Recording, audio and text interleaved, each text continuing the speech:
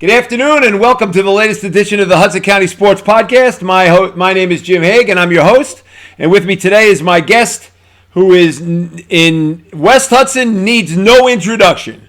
He is one of the all-time greatest basketball coaches to ever come out of Hudson County, but he was strictly in his native hometown of Harrison, where he was both the highly successful boys basketball coach, but more importantly, the highly successful girls basketball coach at Harrison, winning state championships and league championships galore. All you have to do is take a look at the banners all around the school, and you see how many are directly related to him. And he was also the longtime athletic director at Harrison. And it's my friend, the man who's affectionately known in Harrison as only one name, and that's Jack Rodgers. Raj, how you doing today, buddy? I'm good, Jim. How are you? I'm doing really good. Thanks so very much for being with us. I appreciate it and taking the time to talk. And let's start from the beginning, okay? You were born and raised in Harrison, correct? Yes, sir. All right. What was it like growing up in Harrison, say, in the 50s and 60s when you were growing up?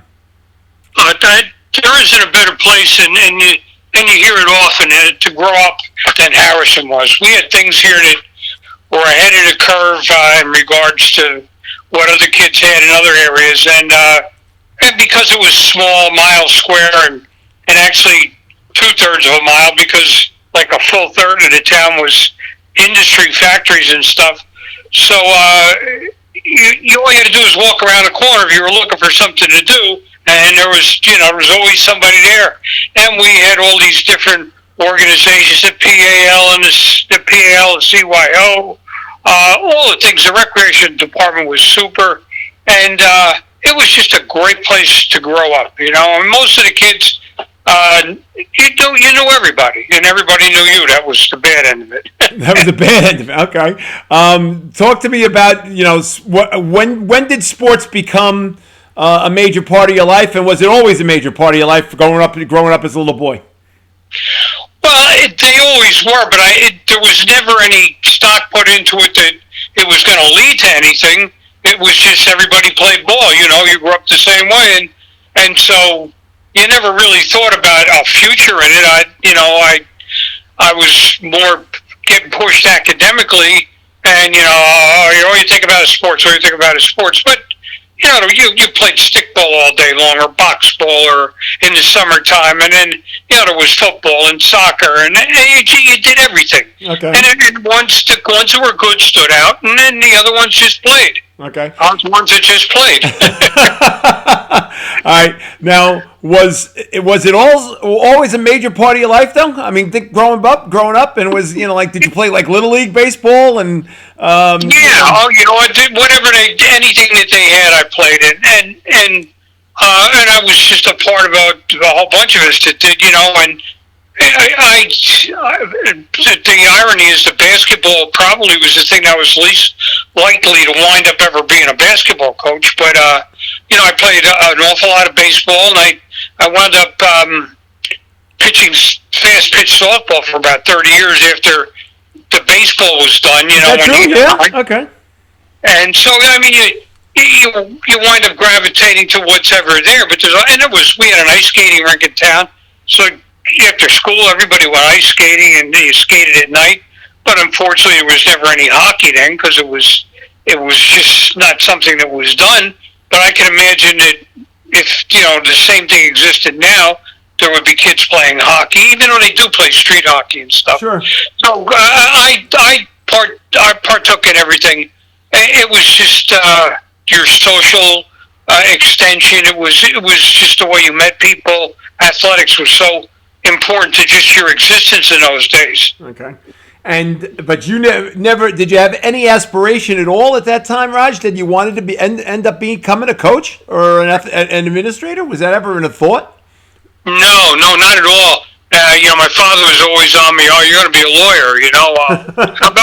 How about what I want to be? And he said, oh no, this is what you're going to do. And I went out of town to go to high school. I went to Seton Hall Prep because my dad went to Seton Hall Prep and my uncle went to Seton Hall Prep, and I just wanted to go where they went to school. So I had nothing to do with Harrison, but I was still I never really hung out up there. It was always I hung out in Harrison because it's where all my friends are. But in those days, in the '60s, a lot of my friends went to Essex. A lot went to St. Cecilia's. A lot went to Queen of Peace. And then at the end of the day, everybody used to come back, and there was a hangout in Harrison called Weebolts. Everybody had their hangouts, and everybody from all the different schools always wound up there. Okay. And so even though we were going to different places, it was the nuns with the Catholic education, and my thing was because of my dad going up there. Okay. Was there any thought at all, Raj, that you wanted to go to Harrison High, or did you have no choice in the matter because your father went to Seton Hall Prep? Oh, no. They would have been happy. There was four kids going to Catholic school. And, if I had said, well, I want to go to Harrison High, that wouldn't have been a problem. But, my grandmother lived up by Seton Hall. They lived in Vailsburg, and it was when the university was, or the prep was on the campus with the university. Right. So it was like 3 blocks to the school. So, we'd go every Sunday, we'd go up there for dinner, and then you'd walk up to Seton Hall. And so it was kind of ingrained in me. My father never pushed it, though. If that's what you want to do, but, he was a fireman and he wasn't making a lot of money, so even though tuition seems ridiculously low now compared to what it is, it was a nut for them to pay. Sure, 4 kids, sure. Yep. So it was, but, I'm glad I did because it did broaden their horizons. I have a lot of friends now that I went to high school with, I see or, have gone on to different areas that, the people, my friends in Harrison didn't do. Okay. But it's just the way it was at the time. All right. When did the idea come into your head that you wanted to become a coach and a teacher? Well, I went up to Seton Hall and I wrestled. Okay. Yeah, and I wrestled for 4 years, and my coach used to tell me I was the best 2-minute wrestler in the state. Unfortunately, the matches were 6 minutes long. And so sometimes things didn't work. But I did pretty good with the wrestling. Okay. And I did it right 4 years varsity, but I was little. And I you were little? Oh, my God. I can't believe that you were little. I was 98 my first year. Yeah. It went up to 102 by the end of the season. But I always tell people I'm twice the man I used to be, because I'm probably a little bit more than 98 pounds now. But you haven't grown any at all. You're still 5'2". No, I'm not much taller, but it was a great thing because it really gave me discipline, and it did build character. You did wrestling yourself, and it's just you out there. There's nobody else. There's nobody to blame. It's you and your opponent. So I enjoyed the wrestling, but I never really liked it or was in love with it because, basketball you get to score, baseball you get to hit a home run, wrestling you're getting your face mushed and you're in a room with no ventilation and you gotta put your face consistently in somebody else's armpit. I didn't ever like that part. Yeah, no. Yeah, so but I know what it did for me. And so I did that up there, and it was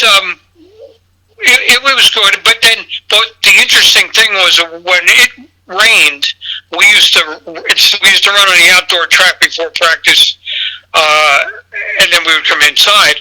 But when it rained, we would run in the gym, and the university used to be practicing. Oh wow, okay.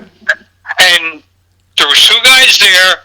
It's kind of a long story, but there was 2 guys playing for the university at that time, Art Hicks and Hank Gunther, okay, who became infamous because they were involved in the point shaving scandal. Oh, really? Okay. And they kind of took a liking to me because I was a little guy, and then Art Hicks would say, "Hey, come over here, little man." And he'd pick me up and say, "Okay, dunk the ball." He'd pick me up and hold me up and let me. And so I became enamored with these Seton Hall University basketball team, and he gave me tickets to take my father to the what you call festival, holiday festival in the garden and stuff. And then when the scandal broke, it kind of tore me apart because they actually called me in and said, "We know you're friends with these 2 guys," and this is what happened, and I didn't know a thing about point shaving at that time. Right. But then, interestingly enough, at the same time, when they didn't allow freshmen to play varsity in those days, I used to go up and watch the practice while I was waiting to get a ride home from practice, and I'd go watch university practice, and Nick Workman was a freshman. Oh, wow. Okay. So I got to see him through his all 4 years play at Seton Hall, or 3 years, I should say. But that first year, I remember Richie Regan telling him, Workman, stop throwing those underhand shots up. You'll never get away with it. And then the sophomore year, he led the nation in scoring. So it was a great place to be basketball wise. So that seed was in me, and I really enjoyed basketball. And also, one of my best friends in high school was Tommy McMahon. Oh, okay. Who became the super sub at St. Peter's and went on, and I think he just gave them a building. A whole entire building and then some. Yes. Yeah. Yeah. So how come he never gave you a building, Raj? You know? I don't know. He used to steal my freaking French homework, though. No, he and I are good friends. I see him rarely, but I got to see him at the Hall of Fame dinner, and we got to talk for a while and stuff. And we had some good times. And so when he went to St. Peter's, I was going over to watch him play. You know, and I got to see St. Peter's and Duke when St. Peter's upset Duke in the NIT, and you know, and saw them lose to Kansas with JoJo White. So basketball got into my blood. Okay, all right. Now, and how about teaching? How did that all come about? Well, you know, at the time with Vietnam and stuff and the draft, and it changed a lot of lives and altered a lot of lives, and I student taught because when I started at Montclair State, you signed a contract. It was a teacher's college that you had to teach. Oh, okay. And so I student taught, and I was fortunate to be able to student teach in Harrison because I didn't go there. Okay. So how things all work out. So they allowed me to student teach there, and I did my student teaching there, and when I graduated from Montclair, I had got accepted to Seton Hall Law School, but I didn't know what was going to happen with the draft. Okay. And so I was in California and just out there with friends for the summer, and I got a phone call from my father saying, Harrison called, they got a job for you. And I said, well, Dad, I'm going to law school. He says, yeah. He says, but if you get drafted, all that money goes out the window. Oh, wow. Okay. So he said, why don't you just take the job, teach for a year, and wait until the draft lottery takes place, and ask the school to wait, which I did, and I got 227 in the draft, and they never got to 227, so I didn't get drafted. Okay. But meanwhile, I had taught in Harrison that year. And what were you teaching? What class? I was started out teaching social studies, but then I was an English teacher for the rest of the time. Okay. And that social studies was my right minor. in the high school? You went right to the high school? Right to the high school. That's where I student taught. And Mr. Barber, a great guy, and he said to me when they hired me, it was so different then. He says, okay, we want you to coach JV baseball, and we're going to start a wrestling program next year, and we want you to be the coach of that. Oh, wow. Okay. So I said, okay, I'll do that. And then in the meantime... So how long did you coach wrestling for? Oh, I never got to it. Oh, okay. Go ahead. Tell me. Because that first year, I used to play in the Touch League up in West Hudson Park on Sunday mornings, and pleasantly mediocre at that, too. And Mr. Barber was up there. He was the guy who hired me. He was the assistant superintendent. He goes, oh, we need a freshman basketball coach. Why don't you do that? So I know nothing about basketball. I can't do that. Artie Barber from Harrison. Hi, you, come here. With the gruff voice. I heard the chant over and over again. Artie Barber from Harrison. Hi, you, come here. Okay, go ahead. That was him. You got the voice down perfect. Yep. And then, and then Phil Cutt asked me. Phil Cutt was the varsity coach, and Phil, when I was in college, Was that Chrissy's father?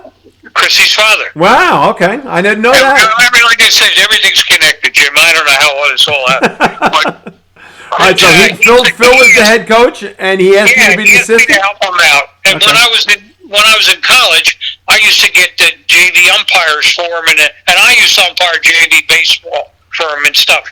So I figured I owed him one. So I said, all right, I'll do what I said, but I don't. I said, but I'll, So I had a friend of mine whose brother was playing or was coaching at Seton Hall University, Richie Deck. And I picked his brain. I picked out, and I did the best I could. But I went to clinics and there's some great stories about Dick Vitale and Okay. I'd be on here forever. But so I wound up doing freshman basketball, and I had to have this great group of kids. I couldn't have just kids that were like horrible. They were good players, and they were just bright kids. In fact, one is. Chris Trusilla was the chief of police for New Jersey Transit. Okay. And he was the chief of police of the Port Authority. And then Joey Dobosh is now the chief financial officer for the specialized hospital down in central New Jersey for children. Wow. And Billy Mack was the vice president of the Hartford at one time. These are all kids that are on your freshman team, the first team you They were on coached? the freshman team, and they were pretty good basketball. And I had a bunch of other kids. I could go through the whole list of them that were good. I still see those guys though, but All right, what year is this, Raj, and how old were you then? I was 21 Okay. and when I started, I think, and so And what is this, like 1968, 67? no. I started freshman in 1970. That's when I got hired. 1970. Okay. All right. And then I did the freshman team. And they said to me, listen, if you want to stay, we'll give you the JV team next year. And you'll be with the same kids. Oh, Robbie Corinthian. Now I could have left Robbie Corinthian. Okay. One of the greatest athletes ever had. And Ronnie Klimek. And there were so many of them that were just really super. George Lehman was the big kid that we had. He was 6'4". He wound up going to Pennsylvania in his junior year. Wow. So I said, all right, I'll do it. I wrote Seton Hall and asked if I could get an extension. They said, okay. So they gave me another extension. So I taught the next year, coached the JV team, and we were very successful. We were, I think, 39-4 for the 2 years that I had the sub-varsity teams. Wow. And everybody was all excited and stuff like that. And Phil says, well, I'm done. I don't really want to do this anymore. So Mr. Barr says, well, if you want to coach the varsity, we'll make you the varsity coach. Wow. Yeah, And you're what, the 22 years old? 22, 23. Wow, 20, and you were the head varsity coach at the age of 22, 23. That's amazing. That really is amazing there. Because you're not much older than your own players. Jim, I had to be 24. I'm just thinking about it now. Okay. I had to be 24. And then we were very successful that year. We won the first conference championship we ever won. And I think we were 18-6, and I had a kid named Ricky Weber who was all county, and one of the first. I don't know if he was all county first team, but got a lot of great press. He won a couple of games on the last second shots, and I wish I had him for 4 years. He was a great player. Okay. And he went to Drew University, and he just, I think he was number 1 or 2 in his class, and now we had these kids that were together for the 2 years with me. Right. And we had Lehman, and I think we were 18-6. We won the conference championship. And I also learned a lot of lessons because we got knocked out in the first round of the state tournament. Oh, wow. But you were 18-6 your first year as a varsity head coach. Right. That's amazing. Okay, go ahead. And we got knocked out in the first round, and the coach from the other team played straight man-to-man defense. And we were playing zones. So everybody says, you don't play zone. Well, I did that because I didn't know anything. So we got beaten in the tournament. We were the number 1 seed. We got knocked out. Wow. And so I said, I got to learn how to do man-to-man defense. So that's what we started the following year playing straight man-to-man. And Lehman left, so we didn't have any big kid. We weren't as successful as we had been, but we were there, and so then those guys all graduated, then a new group of kids. Anyway, I wound up coaching the boys team until 1978, and I had Jimmy Devaney and Nicky Economou. They both went Division I. Oh, yeah. Jim Devaney was a great – now you talk about All-County. He was first-team All-County. Right, he was first-team All-County. Right. And Economou was also a very good player. Now, where Economou went to Manhattan? No, Economou went to – and that's when I met Jim Calhoun. He went to Northeastern. That's right. Okay, yeah. And then Jimmy went to Monmouth. And, that's – it didn't work out real well. He wound up getting his degree from William Patterson. Yep. Because he wanted to be a phys ed teacher. Yep. And they didn't have phys ed down at Monmouth. Right. So, but he did get his degree from William Patterson, and he was a great player. And Nicky, he got his degree from Northeastern. Okay. But wound up shattering his ankle early on, and so he didn't play his last 2 years. Okay. But Devaney ended up getting 2,000 points, didn't he?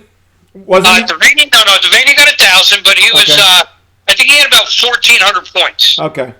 And a little different with the boys than with the girls, the competition was stronger in those days. It got stronger with the girls as time went on. All right. So now you stayed with the boys for a total, I believe, of 8 seasons. Is that right? 8 seasons, 6 varsity, and then 2 as an assistant. Okay. And you won over 200 games as a varsity head coach, correct? No, I think it was 105, I think. Or no, let me see. I think it was 105 I won with the boys on it. The 6 years that I had the varsity. Yeah, okay. Yeah, but still, that was a pretty good career. And then 105 and 56. I got a piece of paper here. Oh, there we go, 105, 56. All right, so now, how in the world does one go from being a successful boys varsity coach to then all of a sudden taking over the girls? And tell that story, because it's pretty remarkable, right? Yeah, when I left the boys in '78, I went out and finished my master's, and they had made me AD. I was a part-time AD, and half the day I would do the athletic director stuff. And they wanted to start. They wanted me to create a female athletic program, because in 1975, when Title IX came through, there wasn't much there. In fact, when Title IX was implemented, we only had a girls basketball team on a varsity level, and they swam, and everything else was pretty much cheerleading. So okay, they wanted me to create basically a women's program because they had to. All right. So now, what was going through your mind at that point? Did you say to yourself, "I can't do this. I coach boys for my entire life," or did you say to yourself, "I could do it"? It wasn't so much the coaching part of it. It was just the idea that, I'm doing part-time athletic director. I'm teaching English half a day. I'm doing part-time athletic, that's why I left the coaching. And so we started putting programs in. Right. We added 10 programs, varsity programs, over the time that when I became athletic director. Okay.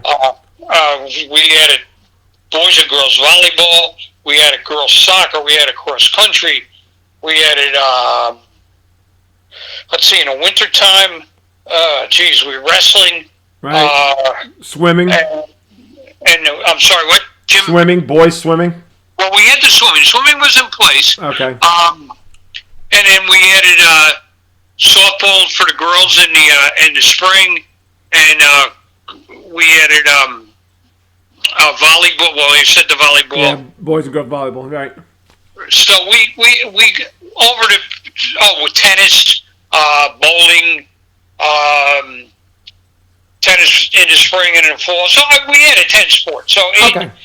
But the idea of you becoming the girls' head varsity basketball coach after you coached boys for 6 years, did you worry about that at all, or did you say to yourself, "Okay, I could do the same thing"? I kind of got told that I was going to do it. Right. Kind of like with the freshman basketball. It was. And who told you? They had a rough year, so they couldn't get anybody to coach the girls. Okay. And they said to me. So who told you? Who was the principal at that time? Barber. Barber. Barber. Okay. You're going to do the girls' basketball team. And I said, well, I don't want really, that if you're the athletic director and you can't find a coach, then you're the coach. So I said, all right, I'll do it for a year. I said, but you got to promise me two things. You get them new uniforms, and we have a JV program the following year. They wouldn't give it to me that year. Okay. So there was just a varsity program. So going into coach the girls was quite an experience. It was probably the best thing I ever did in my life. But when I first walked through the door, it was a lot of adjustment on my part. I was tone down the language. Well, yeah, initially. They were worse than I was. Then I realized that they're worse than I am. Yeah, but you got to put that in your mind though first when you walk in. It's just all political. With the boys, you time out, you slap them on the backside, and send them back in. And can do it. You had to think about everything that you did. Right. So it was more battling that they had a rough existence, and I was constantly fighting the negative. I can't. So the first sign I put up was, don't say I can't, say I will, I'll try, I can. And that was the biggest thing. And then the first year I told them, hey, I'm not even going to attempt to teach you offense. We're going to teach you how to make a layup, and for both sides of the basket, and we're going to teach you how to run the floor, but we're going to concentrate on defense. We're going to teach you how to play defense. Okay. And man-to-man defense, and that's all we're going to play. We're not no more zone, no more. This is the way it's going to be, and we're going to go after people. And I had athletes that were playing basketball. I didn't have basketball players that were playing basketball. Right. But initially, they were all not each one of them, but they were all good athletes. Okay. I have to say that, and so we just took the athleticism and used it as our weapon, that we were going to go after you. And there were games that we just won by stealing the ball. And I know I had one young lady who became the first police officer in East Newark, female police officer, and then she wound up being a Hudson County officer. And she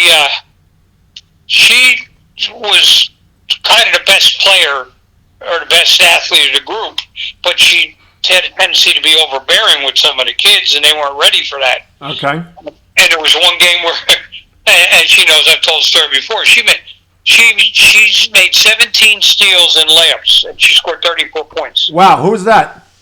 Karen Warden. Oh, okay. And then she didn't play the next game because I sat her down because she was giving somebody a hard time in practice. Okay. You can't talk to your teammates like that. We can't have that, I'm the only pain in the ass here is me. Okay. That's the way it's going to be, I'm the only one that gets technicals, and I'll bet you over all the years I coached, that maybe 5 of my kids in 32 years varsity or 34 years altogether, maybe 5 kids got a technical. Okay. But I probably got a couple hundred technicals. Because they were told. Right. Nobody talks to the officials except for me. Right. And all right, so how successful were you right away, Raj, the first year? Well, they went from, I don't want to say the number because somebody gets pissed off all the time. They had a very poor year the year before. We went to 14-10. Okay. And then the following year, our first 20-win season. And did you win the conference that year? Yeah, we won the conference that next year. The second year as a girls' basketball coach, you won a conference. Yeah. That's unbelievable. All right. But, it was... and then I guess at that point, you were in, and, you said give it 1 year. You already did 2. I guess you weren't going anywhere, were you? Well, it was like 1 more year, Raj. So there was always the implicit threat that I was going to quit. but after a while, they knew that they had me. Okay. You know, and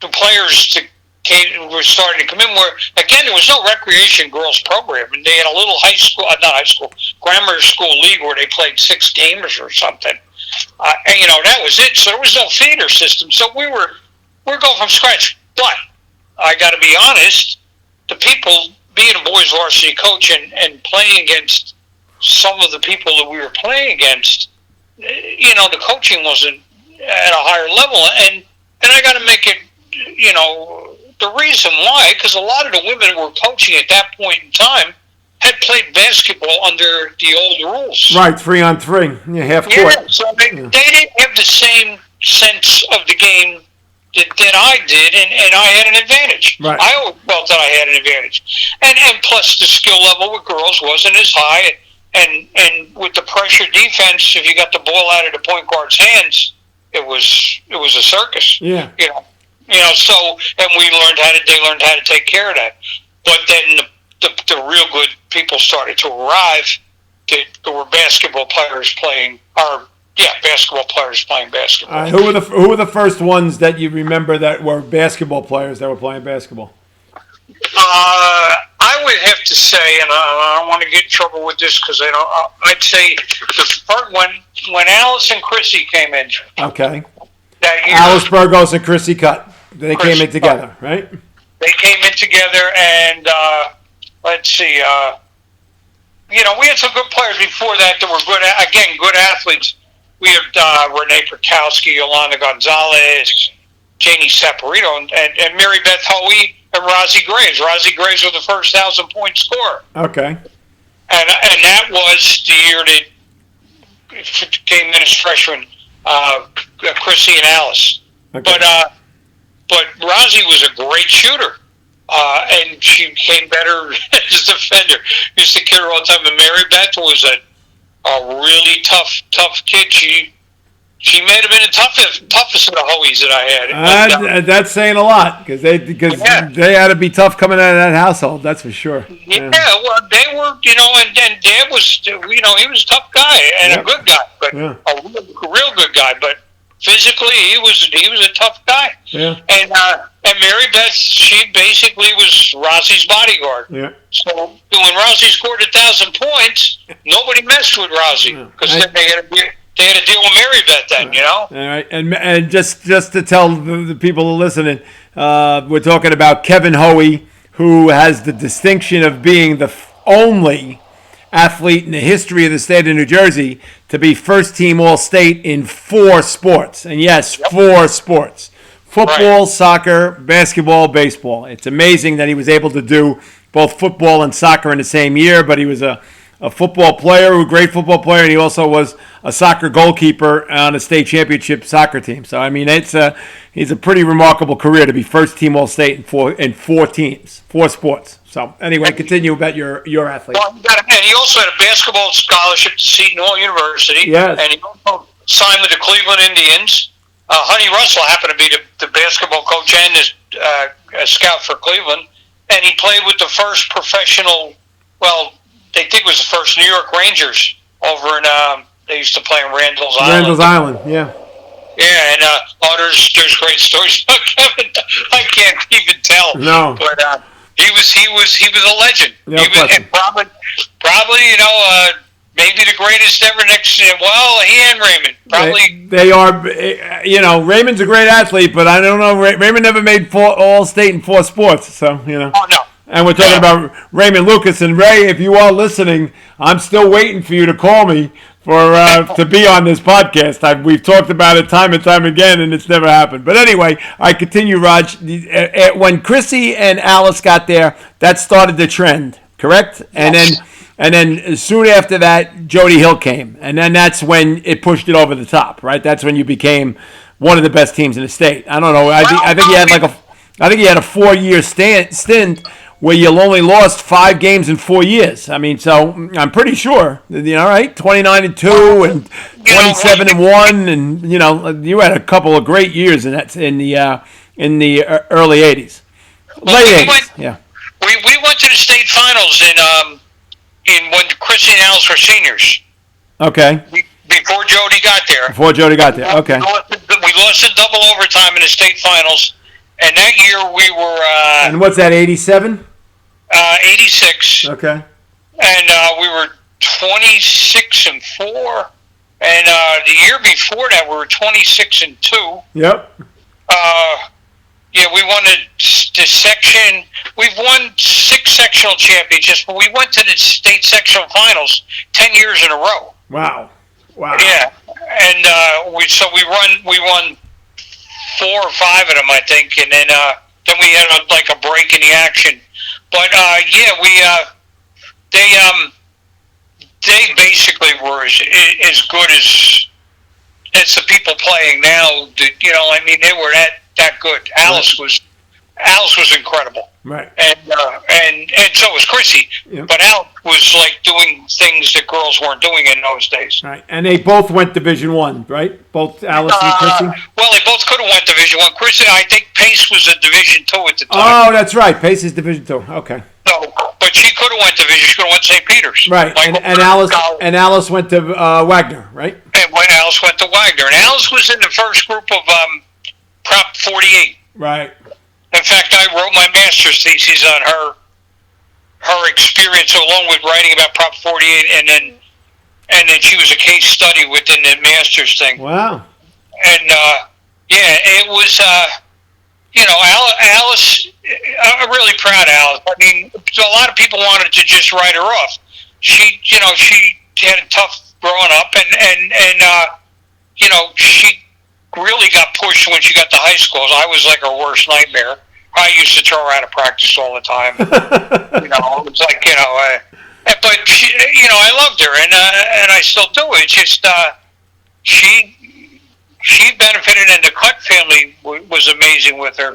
She was like they were attached to the hip, her and Chrissy. Absolutely. That's why when we put them in the Hudson County Hall of Fame, they had to go in together. They had to. There was no because you said one when you said Alice Burgos, you said Chrissy Cut. The two of them were like, 1 and 1A. There's no question. So, all right. So then they graduated, and then Jody came in. Jody came in the freshman. And how great of a player was Jody right away? I mean, well, it turned out that she turned out to be greater than a lot of people expected because there wasn't much to her. She was maybe about 85 pounds. And I handed her the ball. I said, "You're the point guard." And she wasn't real strong with her right then. But Jody was the kid who at the end of the season, I used to sit down and give them a index card, what they had to work on, what they had to do. And, we played in the summer leagues, but what they had to work on themselves. And she did it. She would go. Somebody said they used to set their clock by hearing Jody dribbling the ball. That's correct. You were just beating me to the punch. She was the alarm clock. As soon as they heard the ball bouncing, they could look outside the window, and there'd be Jody out there like 6:30 in the morning playing basketball. So yeah, and and by the time she came back, you didn't know if she was left-handed or right-handed. Yeah. And then the next year, I said, "Jody, you got to get your shot off quicker. You got to get your shot higher." She came back. She was the best shooter that we had. I mean, she was. She worked so hard, and she almost didn't play her sophomore year because she broke her leg playing soccer. Yep. And we put together a water program, an exercise program, and I was able to get her schedule set up so she had study, she had lunch, she had a gym class in a row. So we would take her down to the pool and put her through all these drills in the water. And the doctor said, "I'm amazed. I didn't think she'd ever make it." But she worked just as hard as she did with the other stuff. And and she was the most competitive person I ever met in my life. Still may be. Oh yeah, we went to one of those. We went on one of the trips, and we were out in California. And we took them horseback riding. We went down the coast and we went horseback riding. And so those horses are programmed, but the kids don't understand that. Yeah. They're going to go whatever speed they usually go at. So we're coming back into the barn, and I'm talking to her and I'm bunching them. And I said, "Okay, the first one back to the barn, one of those things." Well, she had a horse that wasn't wasn't programmed to run, And so she says to the horse, "I don't care about anything. You just got to beat him back to the barn." And she's whipping the freaking horse, and I'm not right? So she can beat me back to the barn. It was that's how competitive she was. Right. And, all right, from that standpoint, how proud are you now to see Jody Hill as a coach? Oh, it's Jim. I can't. I can never say how proud she's made me over the years, because not only just with the but with the camps she runs now. She started out, we were running camps, right? But she runs this whole thing, and she girls only camp, which is amazing.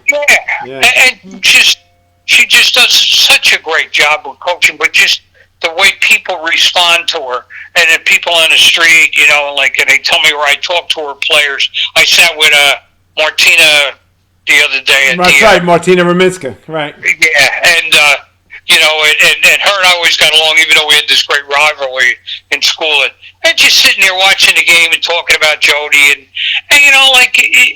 the kids just the way that she responds, and just how she handles herself, and then her 3 kids, and just to her whole family, and it's a wonderful thing. I was lucky, and I can say that about quite a few of them. I mean, I've been lucky, and I always put on it to Facebook, I'm a lucky man, right? Because I've had some turned out to be great people, and that's the biggest thing, is that they constantly make you proud, because they're doing things that help everybody, that help their community. They're part of their community, and these are things we tried to get across to them.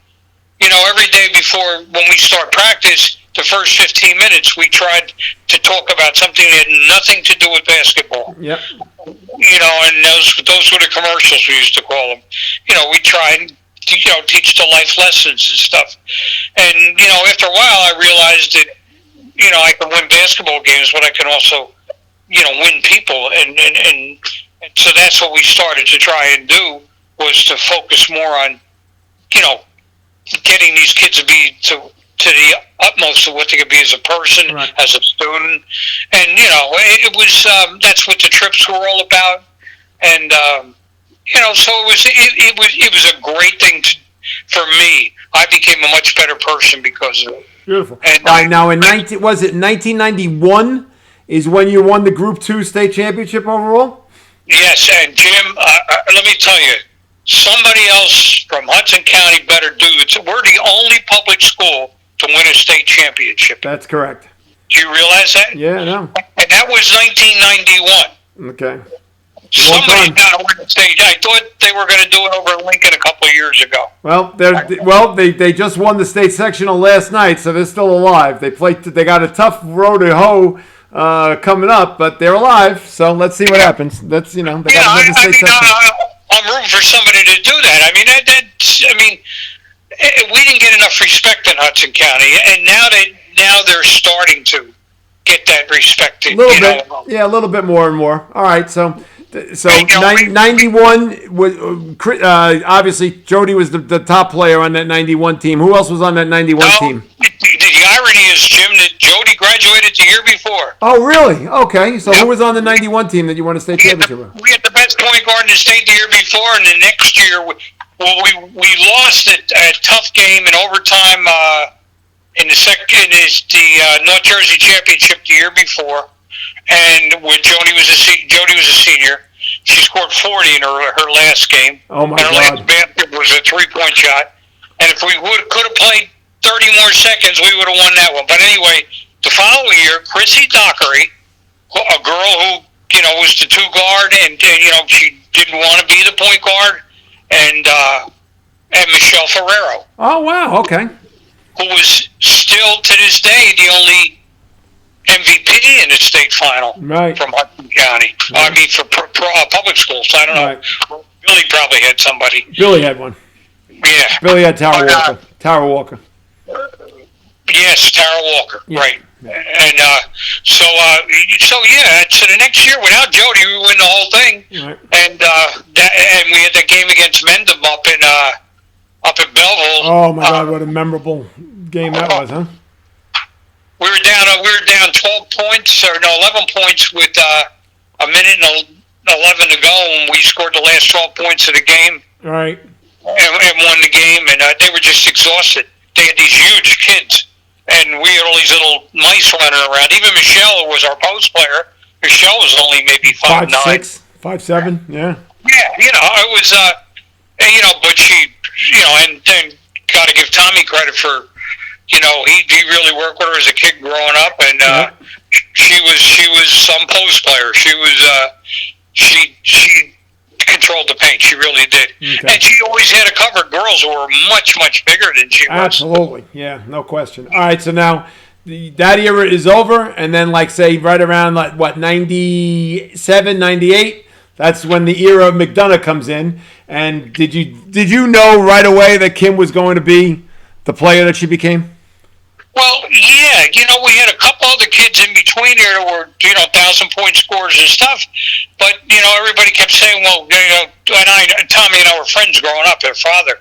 And I knew her mom, too. But, well, she's up at Queen of Peace, what are the odds of coming down here? But, they want her to come here. And she, I didn't think that she was going to, not because of ability, I just didn't think that the scoring was going to be the way it was. It was prolific is the word. She led the state in scoring as a freshman. Yep. And I used to tell people, I said, it's going to go down, because she was playing with Kim Cipriano was the only other was a sophomore, and the other three kids were freshmen. Yep. So that's who we were playing with when McDonough was a freshman, and so we needed somebody to put the ball in, as Cipriano could.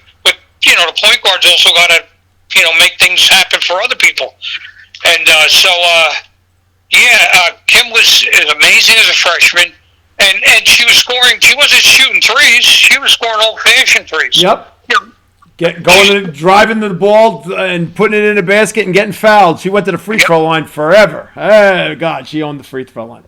And then we ran that. Well, I can't say that it's politically incorrect what we called it, but we were stealing from Loyola Marymount. We actually had started a couple of years before that, and we were pressing you full court man on defense, and we were pressing you full court man on offense. Okay. Because if you scored, the ball was out of bounds and up the floor faster than you could blink your eye. Yeah. Because everybody went to the same place every time.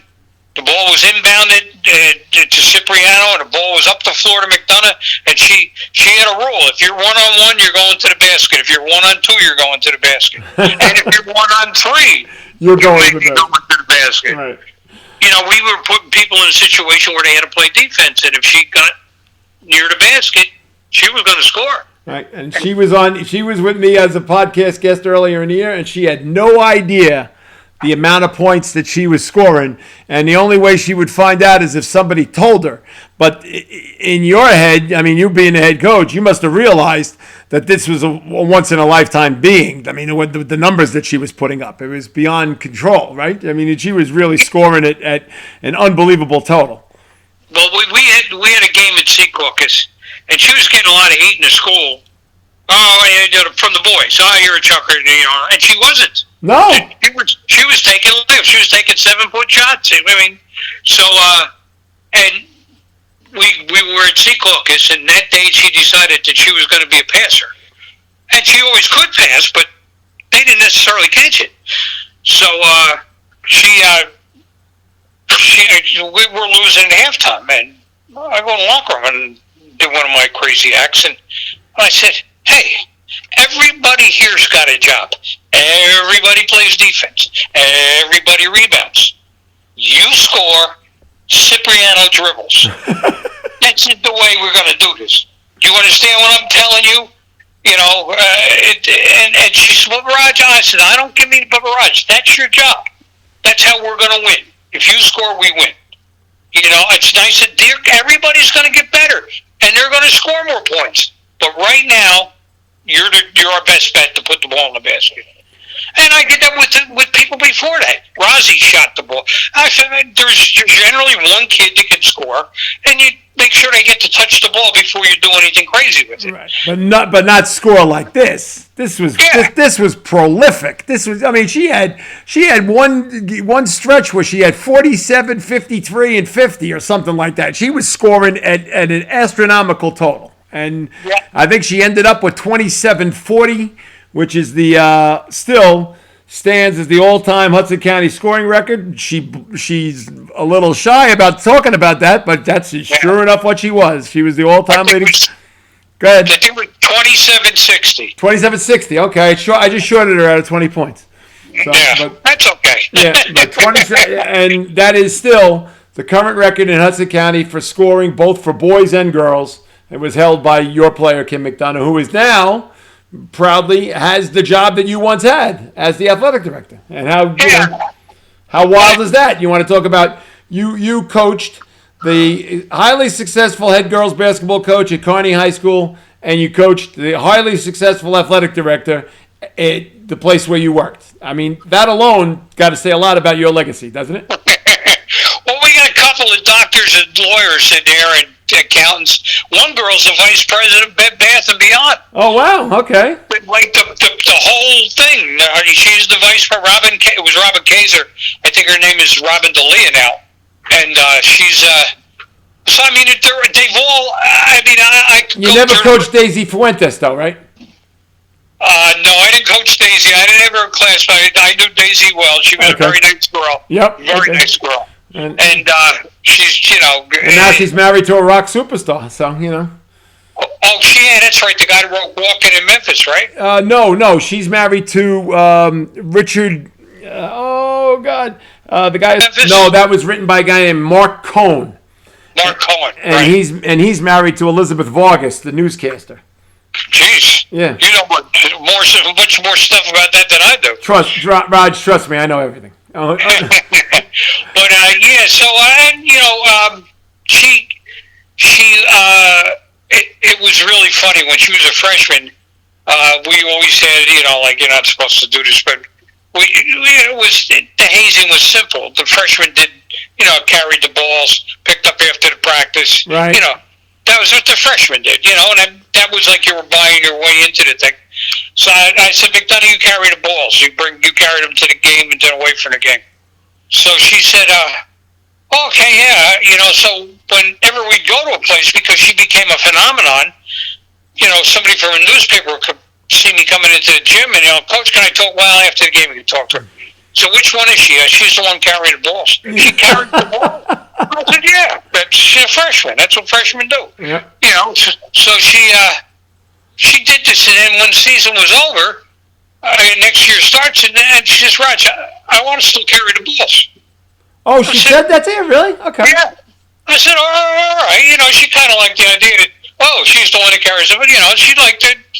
You know, it was kind of like a unique thing. So we're playing down in Atlantic City, and she, you know, that's her job. So the next day I got a phone call from the coach at Atlantic City, or whatever school it was down there, and he says, Jack, he says, you left your basketballs down here. What? So I said, we'll get them. I'll let you know how we're going to get them. I call her down to my office. Kim, you didn't bring the balls back. She goes, I don't carry them out anymore. I only carry them in. I gave the job to so-and-so to carry it out. Oh, gosh. I said, but that's her. She's hilarious. Oh, yeah. So anyway, her father happened to be going to Atlantic City. He picked up the basketballs for us. Thank God. But, yeah, so, but yeah, it was just, there's so many stories with her, and you know, and she was just such a pleasure to coach. All right. You know, and you know, there was no ego, there was no, you know, it was smooth sailing, and there was a good group there. There was Kim Cipriano, and she was great, so smart. She graduated #1 in her class from Seton Hall, and then #1 from the College of Medicine and Dentistry. Wow. She's a doctorate in physical therapy now, and you know, and I had those kind of people over the years, the bright kids that, like, so you weren't like really having to, you know, like drill stuff into their heads. They understood, right. You know, and they learned how to play me, so that made it even worse, you know, because they realized that if we say anything back, he's going to take us out and sit him down next to him, so because he can't hear. So it took a little while to figure that out. That when he said something, just shake your head yes, and move on. There you go. All right, now here's a stat that a lot of people might not know, but I would imagine you know, Raj, is that in the history of Hudson County girls basketball, there have only been 7 2,000-point scorers in the entire history of girls basketball in the Hudson County, dating back to 1972. Okay, and there have only been 7 2,000-point scorers, and 3 of them played for Jack Rodgers, and that would be Jody Hill, it would be Ginger Quinones, and it would be obviously number 1 Kim McDonough. Now, how remarkable is that of a statistic to lay on your resume that you had 3 of the 7 that scored 2,000 points? Yeah, that's a real tribute to the kids I had. And, that they were willing to sell out and play that style of basketball where we were going to score a lot of points. The other team was going to score a lot, too. Teams always used to walk out and they weren't pissed off because they scored more points than they ever did. But unfortunately, we scored more. Yeah, right. Okay. Blowing up and down the floor. It was great games to watch because they were track meets, like it was who's going to win. But, yeah, that's a nice thing. But you know what else, Jim? I think we have 14,000-point scorers, which I think is more than any school in New Jersey. Wow, I didn't realize that. And I think overall, boys and girls, we probably have more 1,000-point scorers than anybody in New Jersey. Probably, I'll have to look into that. That's pretty amazing. So anyway, all right. So after we also have a 4th 2,000-point scorer, not a girl though, Ray Lucas. Ray Lucas, right? Okay. So Harrison put out 4 2,000-point scorers. Yep. All right, now after 30 some odd years, 32 years as being a girls basketball coach, is that right? 32? 26 with the girls, 6 with the boys varsity, and then 2 as an assistant with the boys. Okay. So you decide 26 girls, 6 boys. All right. 30. So it was 2004 is that you decided to give it up and you stopped coaching, or 2006 I think was when I decided to leave it. All right. And what was the thought process at that point? That it was just time. You knew it was time to give it up. Yeah, it was kind of. Some things were becoming harder for me than previous. It was very hard, and I've never really revealed this, except to friends maybe. But the style of play we had, we always emphasized taking a charge, and I just was having trouble going out on the floor and picking kids up off the floor, and it was bothering me that that we were, that you physically couldn't do it anymore. That's right.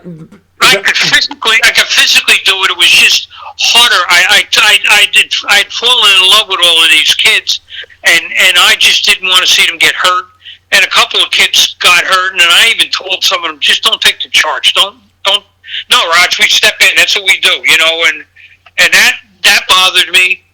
Yelling at younger kids, it was starting to bother me. And even though they said they had no problems with it, they knew what the deal was, and it was never personally yelling. It was always, who the hell are you covering? Where are you supposed to be? You can't give up the bag. You can't. It wasn't. There was never anything. We didn't have. I think maybe 1 or 2 kids left the team in 32 years. Wow. Okay. All right, now you would know the number better than I, but I'm going to guess. Okay, 26 years, 580 some odd victories in girls basketball. Am I close? I think it was 535. Okay, 535. I thought it was 585. Yeah, it was 640 altogether. Right, so 640 wins in your career.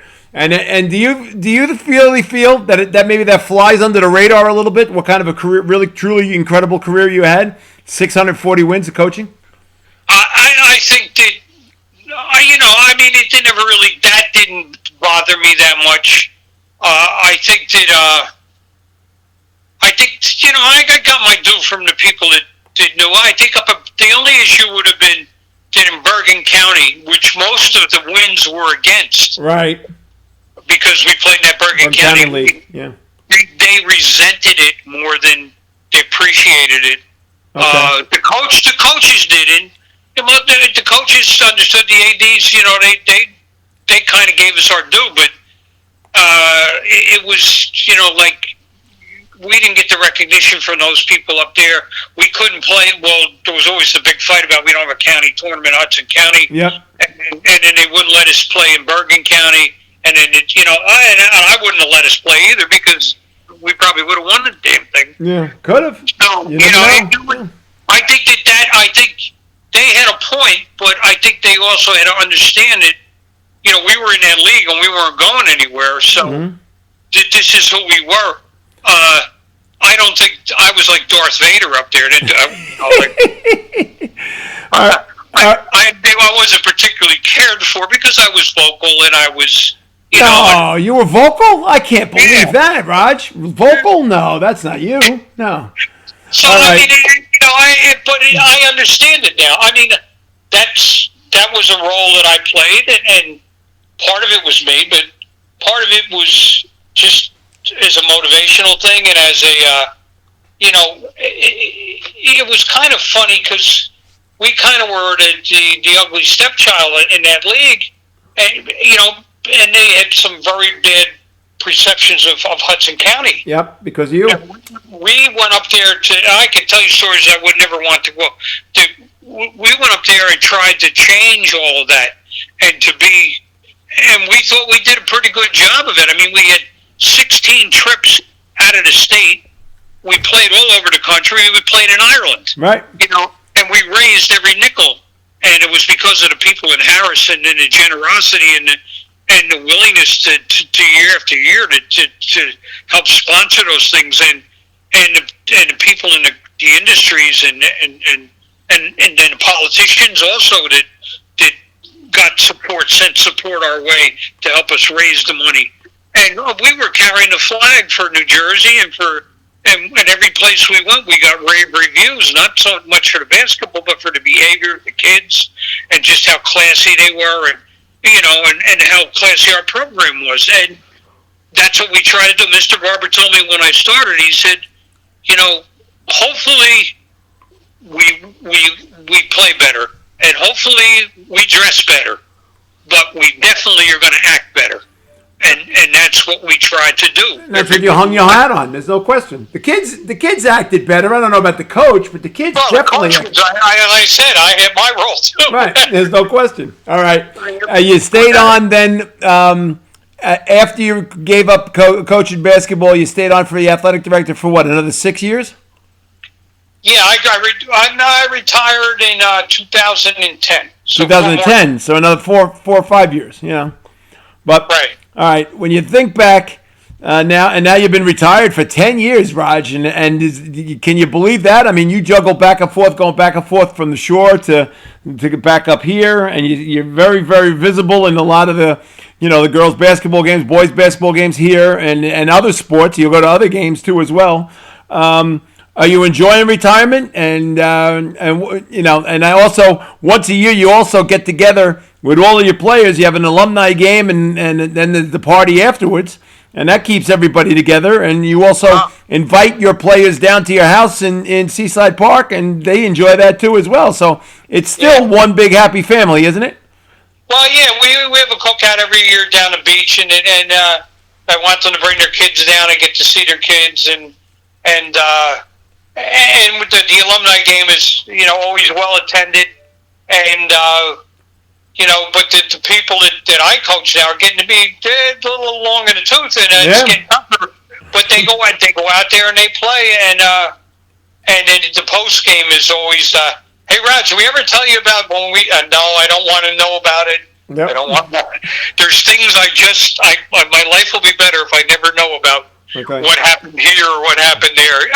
Innocent stuff, but And are you enjoying retirement, Raj? You enjoying it? Yes, I do. I do miss the coaching now. I miss the practices more than anything. I always enjoyed that, and I talked with Bob Hurley about it over the years. I miss the practice. He goes, yeah. He goes, I always enjoy. He says, you have total control in the practice. Nobody else can come in and mess around with you. That's true. I never thought of it that way. That's true. It's you. It's your show. Yep. So I miss the practices because you really see the development take place. Mm-hmm. I was reading an interesting thing the other day that, even if you're the best player on your team, you may only have the ball in your hands for about 4 minutes of that game. Total. Yeah. 30 times. And when you think about it, how quickly the ball moves and it's passed, and and then the other team has it half the time. So you really don't. So you really get to see kids develop at practice. At games they're doing what they've been taught to do, and that's where it's like taking the exam. But it's like the classroom the rest of the time. You're teaching, and then boom, you get to see the results. There's nothing like seeing a kid using their offhand for the first time and succeeding. It's like, oh my God, and they're yelling to you going up the court. I used my left. Yeah. You're supposed to use your left. Good. Now get back on defense. Yeah, you get. Yeah. Now get back and cover the person. Right. And I do miss that. I miss the people I worked with immensely. I get to see a lot of them here and there, but that's what because teaching is one of those jobs. If you love it, it becomes who you are, and not necessarily what you do, but who you are. Right. And you live for that occupation, and faces change, but the kids really don't change. And it's something that people that get to teach are very lucky people. Yeah, sure. Because they have a life of commitment, but they also have a life of seeing impact that they've made and change that they've made. And I always joke about it. Somebody will say to me, "Hey, I just got a letter from a girl that graduated 5 years ago and telling me that I had this impact." And I said, that'll last you for another 7 years. You won't need another one for 7 years because teachers are like that. But when they get one, that becomes the justification for all that they do. Okay. And I just love teachers. Yeah. So. Well, how about the? And this is how we're going to end it up. How about the respect that you've now gained over the years? That when you now walk into a gym, people say, "Wow, that's Coach Rodgers. That's Coach Rodgers." And how great of a feeling is that to know that you get recognized for your great career? It really is nice, Jim. I'm not really that aware of it, but I know it does take place because people come over and shake your hand and say hello, and that's good. And that would make my mother and father so happy. My mother didn't get to see a lot of what happened, but my dad did. And, it's really funny. We used to go across the street to Cifelli's. I'm not telling tales out of school after the games were over. Right. And the coaches from all over, referees, everybody would come. And I'd go home, and I had to go to work the next day. And my dad would be sitting here with some of the officials. Oh, you're kidding? Yeah, and telling stories and stuff. And when my dad died, a lot of officials came to his wake. So he got to see us win the state championship. Okay. He got to see the results of people stopping him in the street saying, "Hey, your son called a college for my son or for my daughter," and he got to see. So that when that stuff happens, I think back to him because he thought I was going to be the biggest screw up on the planet, So. And now you're almost synonymous with Harrison. When people say Harrison Athletics, they think right away of Jack Rodgers, and that's got to be even the biggest legacy of all. Never mind leaving as many girls basketball players as you are to successful lives and mothers and coaches and athletic directors, but the fact that that you've left a legacy of being Jack Rodgers from Harrison, and that's something that nobody I guess will ever take away from you. Well, that's important, and to my family, they kind of bust my chops about it. But I'm trying to make up for not coming to all the birthday parties I missed and stuff now, because they were wonderfully supportive through everything. And now I got grandnieces and nephews that are playing. I try and go and see them play, and make up for the time that I devoted to other kids, that I didn't. So it's a nice legacy to Harrison, and I'm really proud of the athletic program we put together that where none really existed. Right. There are 4 sports, and now that these things, I put them all in place, and that with the help of the board of education.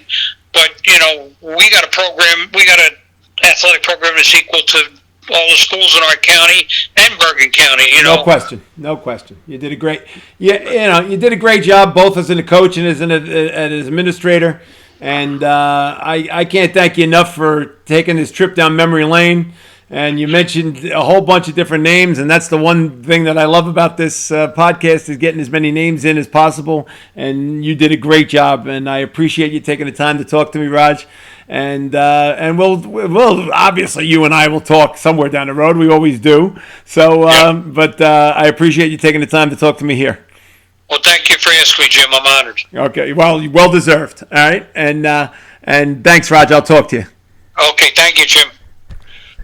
And that was Jack Rodgers from Harrison High School, and one of the greatest coaches, especially girls basketball coaches in the history of Hudson County. And he certainly left his mark at Harrison. And we'll have another edition of the Hudson County Sports Podcast sometime next week. Thanks so very much for joining today and listening on. And again, a special thanks to my executive producer, my great nephew, Johnny Haig. This is Jim Haig. Have a great evening, and we'll talk to you again soon. And thanks for listening to the Hudson County Sports Podcast. Good afternoon, and welcome to the latest edition of the Hudson County Sports Podcast. My name is Jim Haig, and I'm your host. And with me today is my guest, who is in West Hudson, needs no introduction. He is one of the all-time greatest basketball coaches to ever come out of Hudson County, but he was strictly in his native hometown of Harrison, where he was both the highly successful boys basketball coach, but more importantly, the highly successful girls basketball coach at Harrison, winning state championships and league championships galore. All you have to do is take a look at the banners all around the school, and you see how many are directly related to him. And he was also the longtime athletic director at Harrison. And it's my friend, the man who's affectionately known in Harrison as only one name, and that's Jack Rodgers. Raj, how are you doing today, buddy? I'm good, Jim. How are you? I'm doing really good. Thanks so very much for being with us. I appreciate it and taking the time to talk. And let's start from the beginning, okay? You were born and raised in Harrison, correct? Yes, sir. All right. What was it like growing up in Harrison, say, in the 50s and 60s when you were growing up? There isn't a better place, and you hear it often, to grow up than Harrison was. We had things here that were ahead of the curve in regards to what other kids had in other areas, and because it was small, mile square, and actually 2/3 of a mile, because like a full third of the town was industry factories and stuff. So you all you had to do is walk around the corner if you were looking for something to do, and there was always somebody there.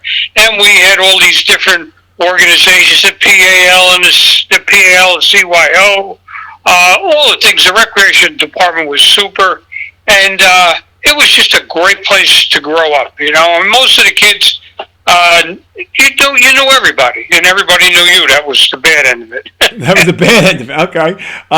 Talk to me about when did sports become a major part of your life, and was it always a major part of your life growing up as a little boy?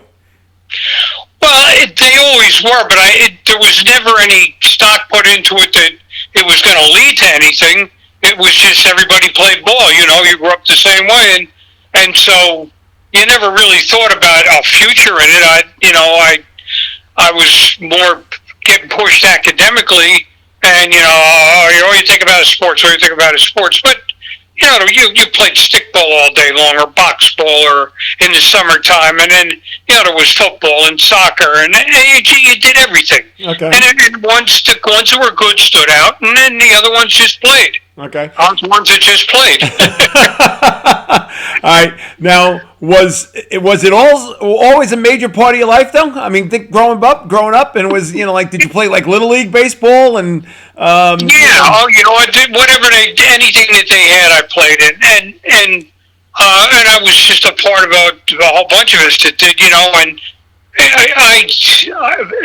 the irony is the basketball probably was the thing I was least likely to wind up ever being a basketball coach. But I played an awful lot of baseball, and I wound up pitching fast pitch softball for about 30 years after the baseball was done. Is that true? Yeah. Okay.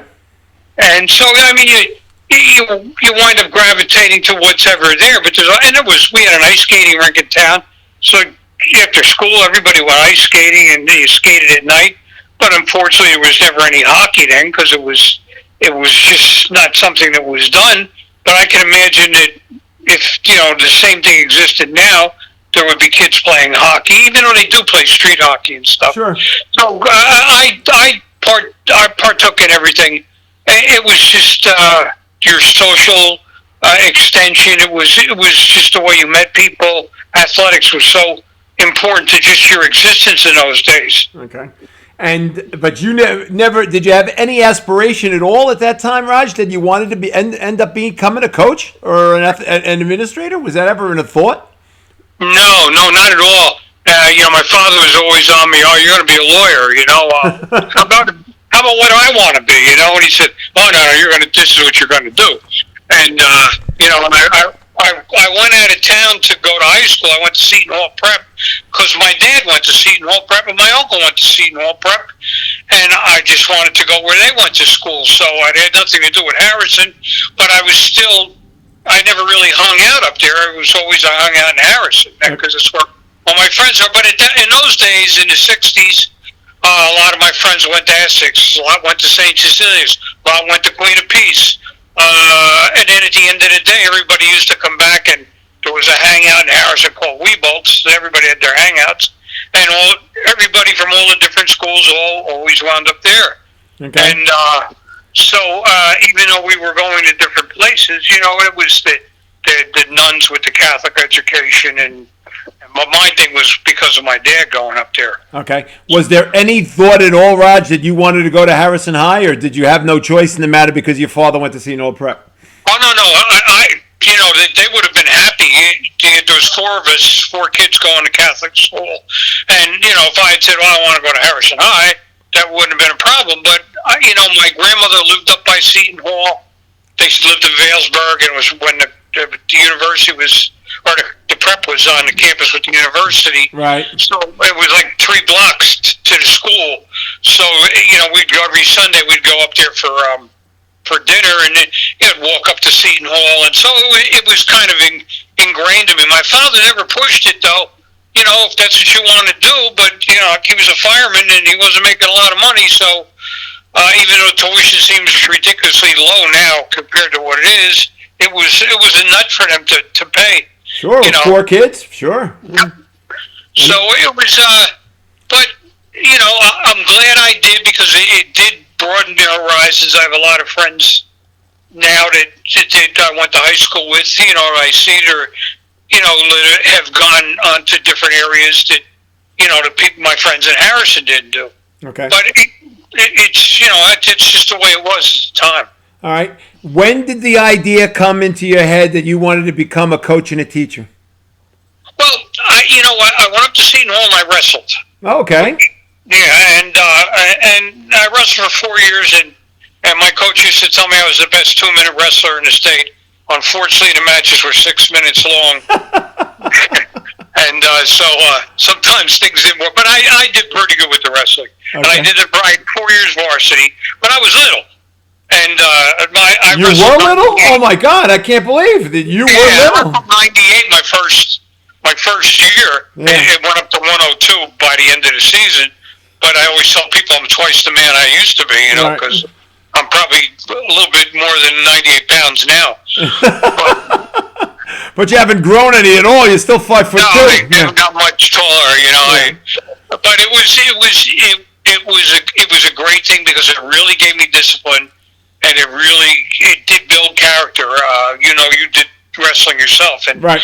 and it's just you out there. There's nobody else. There's nobody to blame. It's you and your opponent. So I enjoyed the wrestling, but I never really liked it or was in love with it because, basketball you get to score, baseball you get to hit a home run, wrestling you're getting your face mushed and you're in a room with no ventilation and you gotta put your face consistently in somebody else's armpit. I didn't ever like that part. Yeah, no. Yeah. So but I know what it did for me, and so I did that up there, and it was it was good. But the interesting thing was when it rained, we used to run on the outdoor track before practice, and then we would come inside. But when it rained, we would run in the gym, and the university used to be practicing. Oh wow, okay. And there was two guys there. It's kind of a long story, but there was two guys playing for the university at that time, Art Hicks and Hank Gunther. Okay. Who became infamous because they were involved in the point shaving scandal. Oh, really? Okay. And they kind of took a liking to me because I was a little guy, and then Art Hicks would say, "Hey, come over here, little man." He'd pick me up and say, "Okay, dunk the ball." He'd pick me up and hold me up and let me. And so I became enamored with these Seton Hall University basketball team, and he gave me tickets to take my father to the festival, holiday festival in the garden and stuff. And then when the scandal broke, it kind of tore me apart because they actually called me in and said, "We know you're friends with these two guys, and this is what happened." And I didn't know a thing about point shaving at that time. Right. But then, interestingly enough, at the same time when they didn't allow freshmen to play varsity in those days, I used to go up and watch the practice while I was waiting to get a ride home from practice, and I'd go watch university practice, and Nick Workman was a freshman. Oh, wow, okay. So I got to see him through his all 4 years play at Seton Hall, or 3 years, I should say. But that first year, I remember Richie Regan telling him, "Workman, stop throwing those underhand shots up. You'll never get away with it." And then the sophomore year, he led the nation in scoring. Right. It was a great place to be basketball wise. So that seed was in me, and I really enjoyed basketball. And also, one of my best friends in high school was Tommy McMahon. Oh, okay. Who became the super sub at St. Peter's and went on, and I think he just gave them a building. A whole entire building and then some, yes. Yeah. Yeah, so how come he never gave you a building, Raj? You know? I don't know. He used to steal my freaking French homework, though. No, he and I are good friends. I see him rarely, but I got to see him at the Hall of Fame dinner, and we got to talk for a while and stuff. And we had some good times. And so when he went to St. Peter's, I was going over to watch him play. And I got to see St. Peter's and Duke when St. Peter's upset Duke in the NIT, and saw them lose to Kansas with JoJo White. So basketball got into my blood. Okay. All right. Now, and how about teaching? How did that all come about? Well, at the time with Vietnam and stuff and the draft, and it changed a lot of lives and altered a lot of lives. And I student taught because when I started at Montclair State, you signed a contract. It was a teacher's college that you had to teach. Oh, okay. And so I student taught, and I was fortunate to be able to student teach in Harrison because I didn't go there. Okay. So how things all work out. So they allowed me to student teach there, and I did my student teaching there. And when I graduated from Montclair, I had got accepted to Seton Hall Law School, but I didn't know what was going to happen with the draft. Okay. And so I was in California and just out there with friends for the summer, and I got a phone call from my father saying, "Harrison called, they got a job for you." And I said, well, Dad, I'm going to law school. He says, yeah. He said, but if you get drafted, all that money goes out the window. Oh, wow. Okay. So he said, why don't you just take the job, teach for a year, and wait until the draft lottery takes place, and ask the school to wait, which I did, and I got 227 in the draft, and they never got to 227, so I didn't get drafted. Okay. But meanwhile, I had taught in Harrison that year. And what were you teaching? What class? I started out teaching social studies, but then I was an English teacher for the rest of the time. Okay. And that social studies And was my right minor. into high school? You went right to the high school? Yeah, right to the high school. That's where a student taught. And Mr. Barber, a great guy, and he said to me when they hired me, it was so different then. He says, okay, we want you to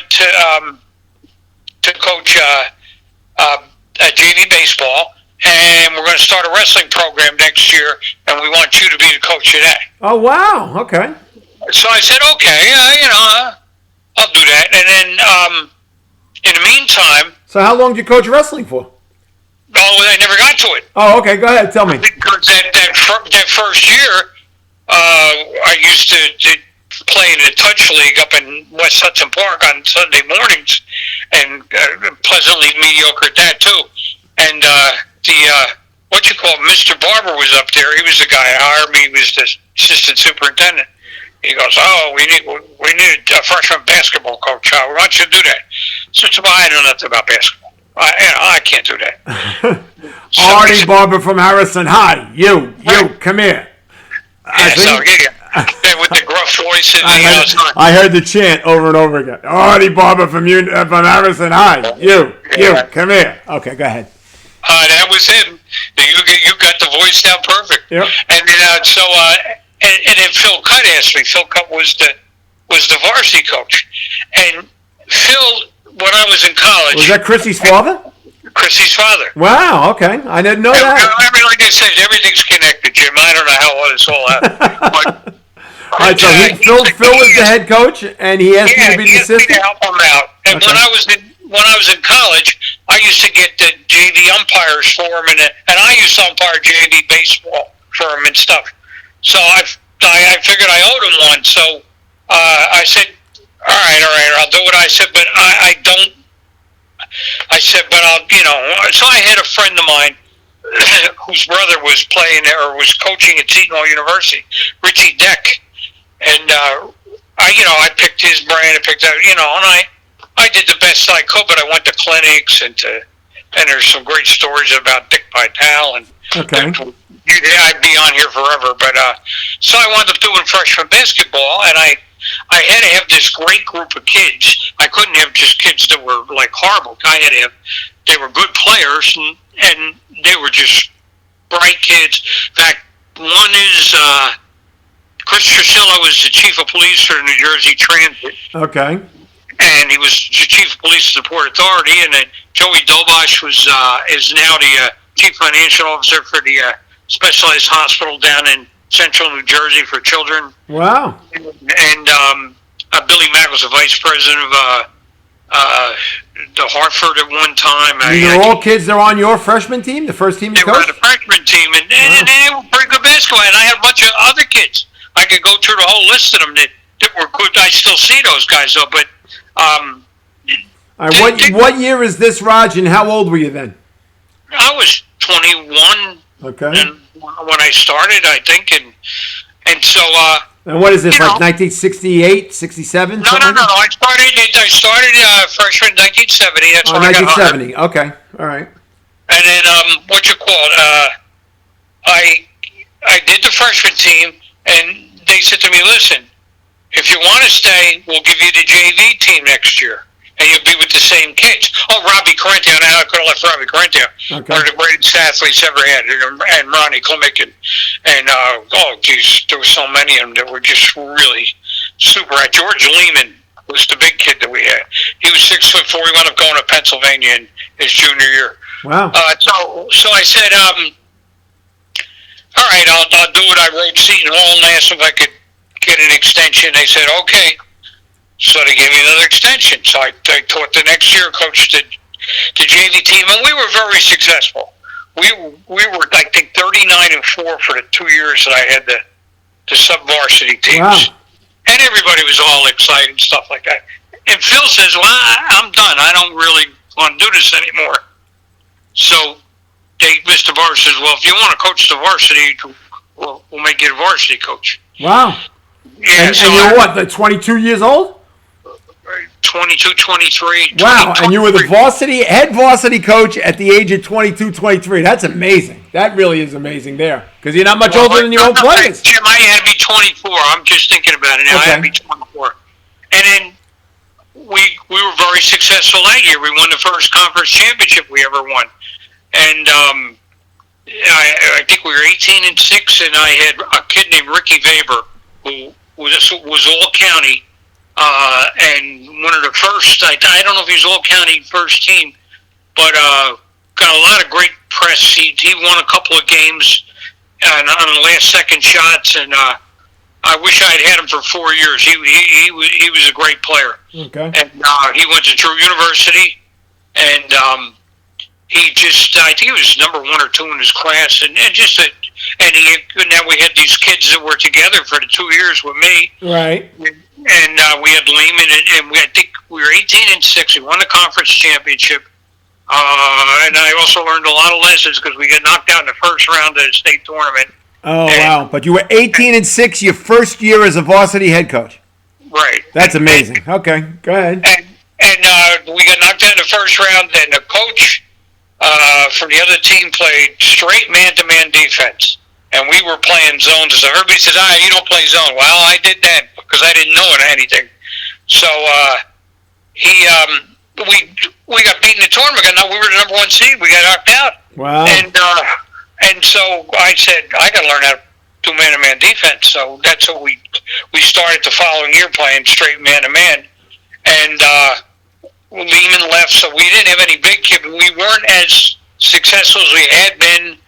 But we were there, and so then those guys all graduated, then a new group of kids. Anyway, I wound up coaching the boys' team until 1978, and I had Jimmy Devaney and Nicky Economou. They both went Division I. Oh, yeah, Jim Devaney was a great now, you talk about All-County. He was first-team All-County. Right, he was first-team All-County. Right. And Economou was also a very good player. Now, Economou went to Manhattan? No, Economou went to, and it's when I met Jim Calhoun, he went to Northeastern. That's right, okay, yeah. And then Jimmy went to Monmouth, and, that's, it didn't work out real well. He wound up getting his degree from William Patterson. Yep. Because he wanted to be a phys ed teacher. Yep. And they didn't have phys ed down at Monmouth. Right. So, but he did get his degree from William Patterson, and he was a great player. And Nicky, he got his degree from Northeastern. Okay. But wound up shattering his ankle early on, and so he didn't play his last 2 years. Okay. But Devaney ended up getting 2,000 points, didn't he? Wasn't he? Devaney got 1,000, but he was, I think he had about 1,400 points. Okay. And a little different with the boys than with the girls, and the competition was stronger in those days. It got stronger with the girls as time went on. All right. So now you stayed with the boys for a total, I believe, 8 seasons. Is that right? 8 seasons, 6 varsity, and then 2 as an assistant. Okay. And you won over 200 games as a varsity head coach, correct? No, I think it was 105, I think. Or no, let me see. I think it was 105 I won with the boys on the 6 years that I had the varsity. Yeah, okay. Yeah, but still, that was a pretty good career. And then 105 and 56. I got a piece of paper here. Oh, there we go, 105, 56. All right, so now, how in the world does one go from being a successful boys varsity coach to then all of a sudden taking over the girls? And tell that story, because it's pretty remarkable, right? Yeah, when I left the boys in '78, I went out and finished my master's, and they had made me AD. I was a part-time AD, and half the day I would do the athletic director stuff. And they wanted to start. They wanted me to create a female athletic program, because in 1975, when Title IX came through, there wasn't much there. In fact, when Title IX was implemented, we only had a girls basketball team on a varsity level, and they swam, and everything else was pretty much cheerleading. So okay, they wanted me to create basically a women's program because they had to. All right. So now, what was going through your mind at that point? Did you say to yourself, "I can't do this. I coached boys for my entire life," or did you say to yourself, "I could do it"? It wasn't so much the coaching part of it. It was just the idea that, I'm doing part-time athletic director. I'm teaching English half a day. I'm doing part-time athletic, that's why I left the coaching. And so we started putting programs in. Right. We added 10 programs, varsity programs, over the time that when I became athletic director. Okay. We added boys and girls volleyball. We added girls soccer. We added cross country. We added, in the wintertime, we were wrestling. Right.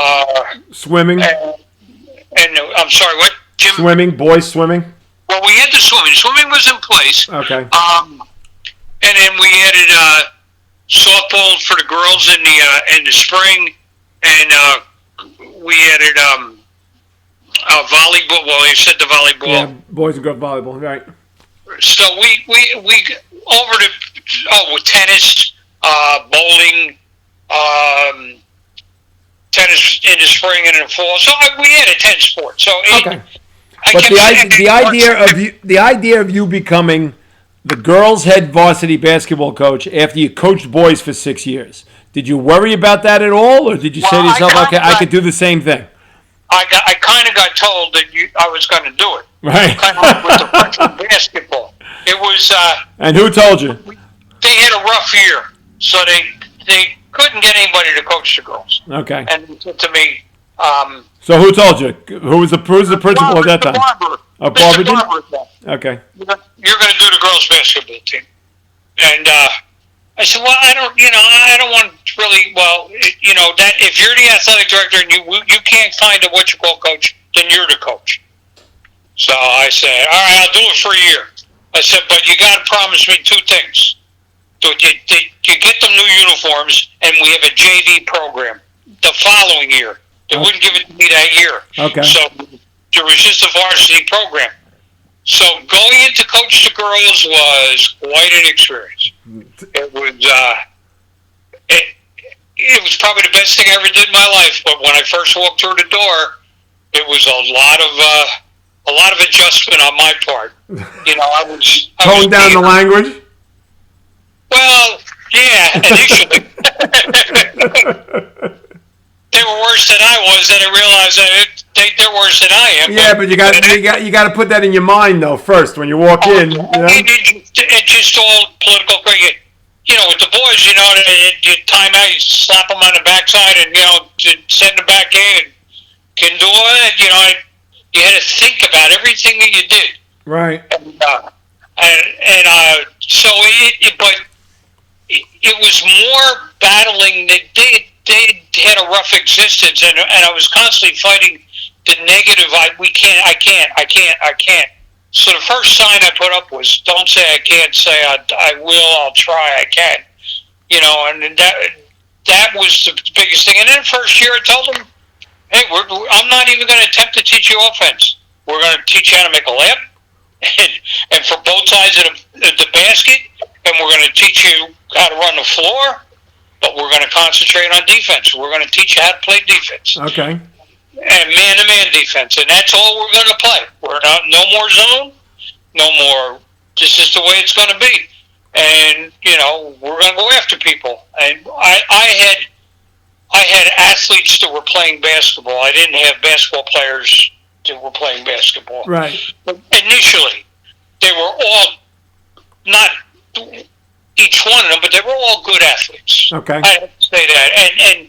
And so we just took the athleticism and used it as our weapon, that we're going to go after you. And there were games that we just won by stealing the ball. And I know I have one young lady who became the first police officer in East Newark. female police officer, and then she wound up being a Hudson County officer, and she was kind of the best player or the best athlete of the group, but she had a tendency to be overbearing with some of the kids, and they weren't ready for that. Okay. And there was one game where, and she knows I've told the story before, she's made 17 steals and layups, and she scored 34 points. Wow, who was that? Karen Warden. Oh, okay. And then she didn't play the next game because I sat her down because she was giving somebody a hard time in practice. Okay. You can't talk to your teammates like that. We can't have that, I'm the only pain in the ass here is me. Okay. That's the way it's going to be, I'm the only one that gets technicals, and I'll bet you over all the years I coached, that maybe 5 of my kids in 32 years varsity or 34 years altogether, maybe 5 kids got a technical. Okay. But I probably got a couple hundred technicals. Because they were told. Right. Nobody talks to the officials except for me. Right. And All right, so how successful were you right away, Raj, the first year? Well, they went from, I don't want to say the number because somebody gets pissed off all the time. They had a very poor year the year before. We went to 14-10. Okay. And then the following year, our first 20-win season. And did you win the conference that year? Yeah, we won the conference that next year. Second year as a girls' basketball coach, you won the conference. Yeah. That's unbelievable. All right. But, it was... and then I guess at that point, you were in, and, you said give it 1 year. You already did 2. I guess you weren't going anywhere, were you? Well, it was like one more year, Raj. So there was always the implicit threat that I was going to quit. But after a while, they knew that they had me. Okay. And the players were starting to come in. Where again, there was no recreation girls program, and they had a little grammar school league where they played 6 games or something. And that was it. So there was no feeder system. So we're going from scratch. But I got to be honest, the people being a boys varsity coach and playing against some of the people that we were playing against, the coaching wasn't at a higher level. And I got to make it, the reason why, because a lot of the women who were coaching at that point in time had played basketball under the old rules. Right, 3-on-3, half court. Yeah, so they didn't have the same sense of the game that I did, and I had an advantage. Right. I always felt that I had an advantage. And plus the skill level with girls wasn't as high. And with the pressure defense, if you got the ball out of the point guard's hands, it was a circus. Yeah. So and they learned how to take care of that. But then the real good people started to arrive. There were basketball players playing basketball. Who were the first ones that you remember that were basketball players that were playing basketball? I would have to say, and I don't want to get in trouble with this because I'd say when Alice and Chrissy came in. Okay. That year, Alice Burgos and Chrissy Cutt. They came in together, right? They came in together, and let's see. We had some good players before that were good athletes. We had Renee Perkowski, Yolanda Gonzalez, Janie Saporito, and Mary Beth Hoey and Rosie Graves. Rosie Graves was the first 1,000-point scorer. Okay. And that was the year that came in as freshmen, Chrissy and Alice. Okay. But Rosie was a great shooter, and she became better as a defender. Used to kid her all the time. And Mary Beth was a really tough kid. She may have been the toughest of the Hoeys that I had. That's saying a lot because they had to be tough coming out of that household. That's for sure. Yeah, well, they were, and Dad was, he was a tough guy and a good guy, but a real good guy. But physically, he was a tough guy. Yeah. And Mary Beth, she basically was Rosie's bodyguard. Yeah. So when Rosie scored 1,000 points, nobody messed with Rosie because then they had to deal with Mary Beth then, All right, and just to tell the people who are listening, we're talking about Kevin Hoey, who has the distinction of being the only athlete in the history of the state of New Jersey to be first-team All-State in 4 sports. And yes, 4 sports. Football, soccer, basketball, baseball. It's amazing that he was able to do both football and soccer in the same year, but he was a football player, a great football player, and he also was a soccer goalkeeper on a state championship soccer team. So, I mean, he's a pretty remarkable career to be first-team All-State in 4 teams, 4 sports. So, anyway, continue about your athlete. Well, and he also had a basketball scholarship to Seton Hall University. Yes. And he also signed with the Cleveland Indians. Honey Russell happened to be the basketball coach and a scout for Cleveland.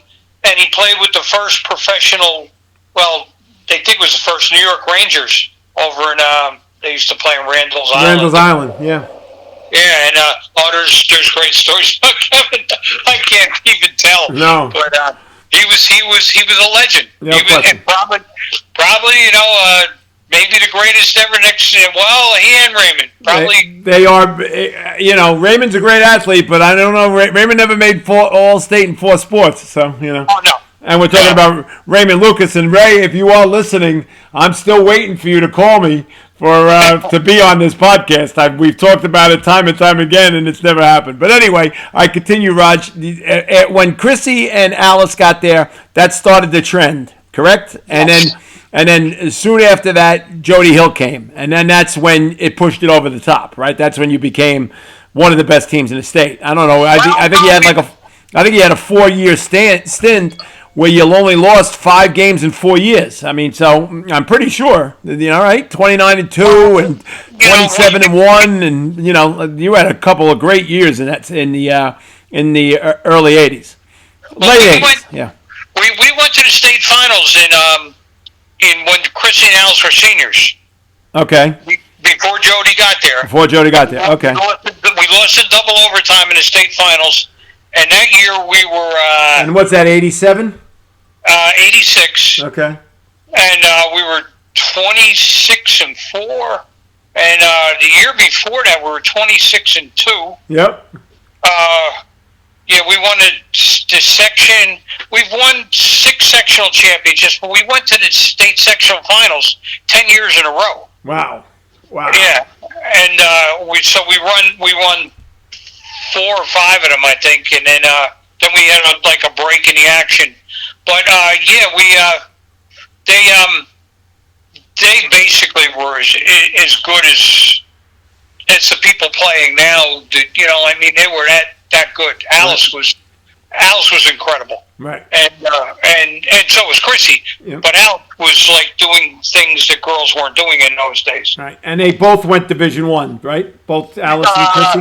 Well, they both could have went Division I. Chrissy, I think Pace was a Division II at the time. Oh, that's right. Pace is Division II. Okay. No, but she could have went Division. She could have went St. Peter's. Right. And Alice went to Wagner, right? And when Alice went to Wagner. And Alice was in the first group of Prop 48. Right. In fact, I wrote my master's thesis on her experience, along with writing about Prop 48, and then she was a case study within the master's thing. Wow.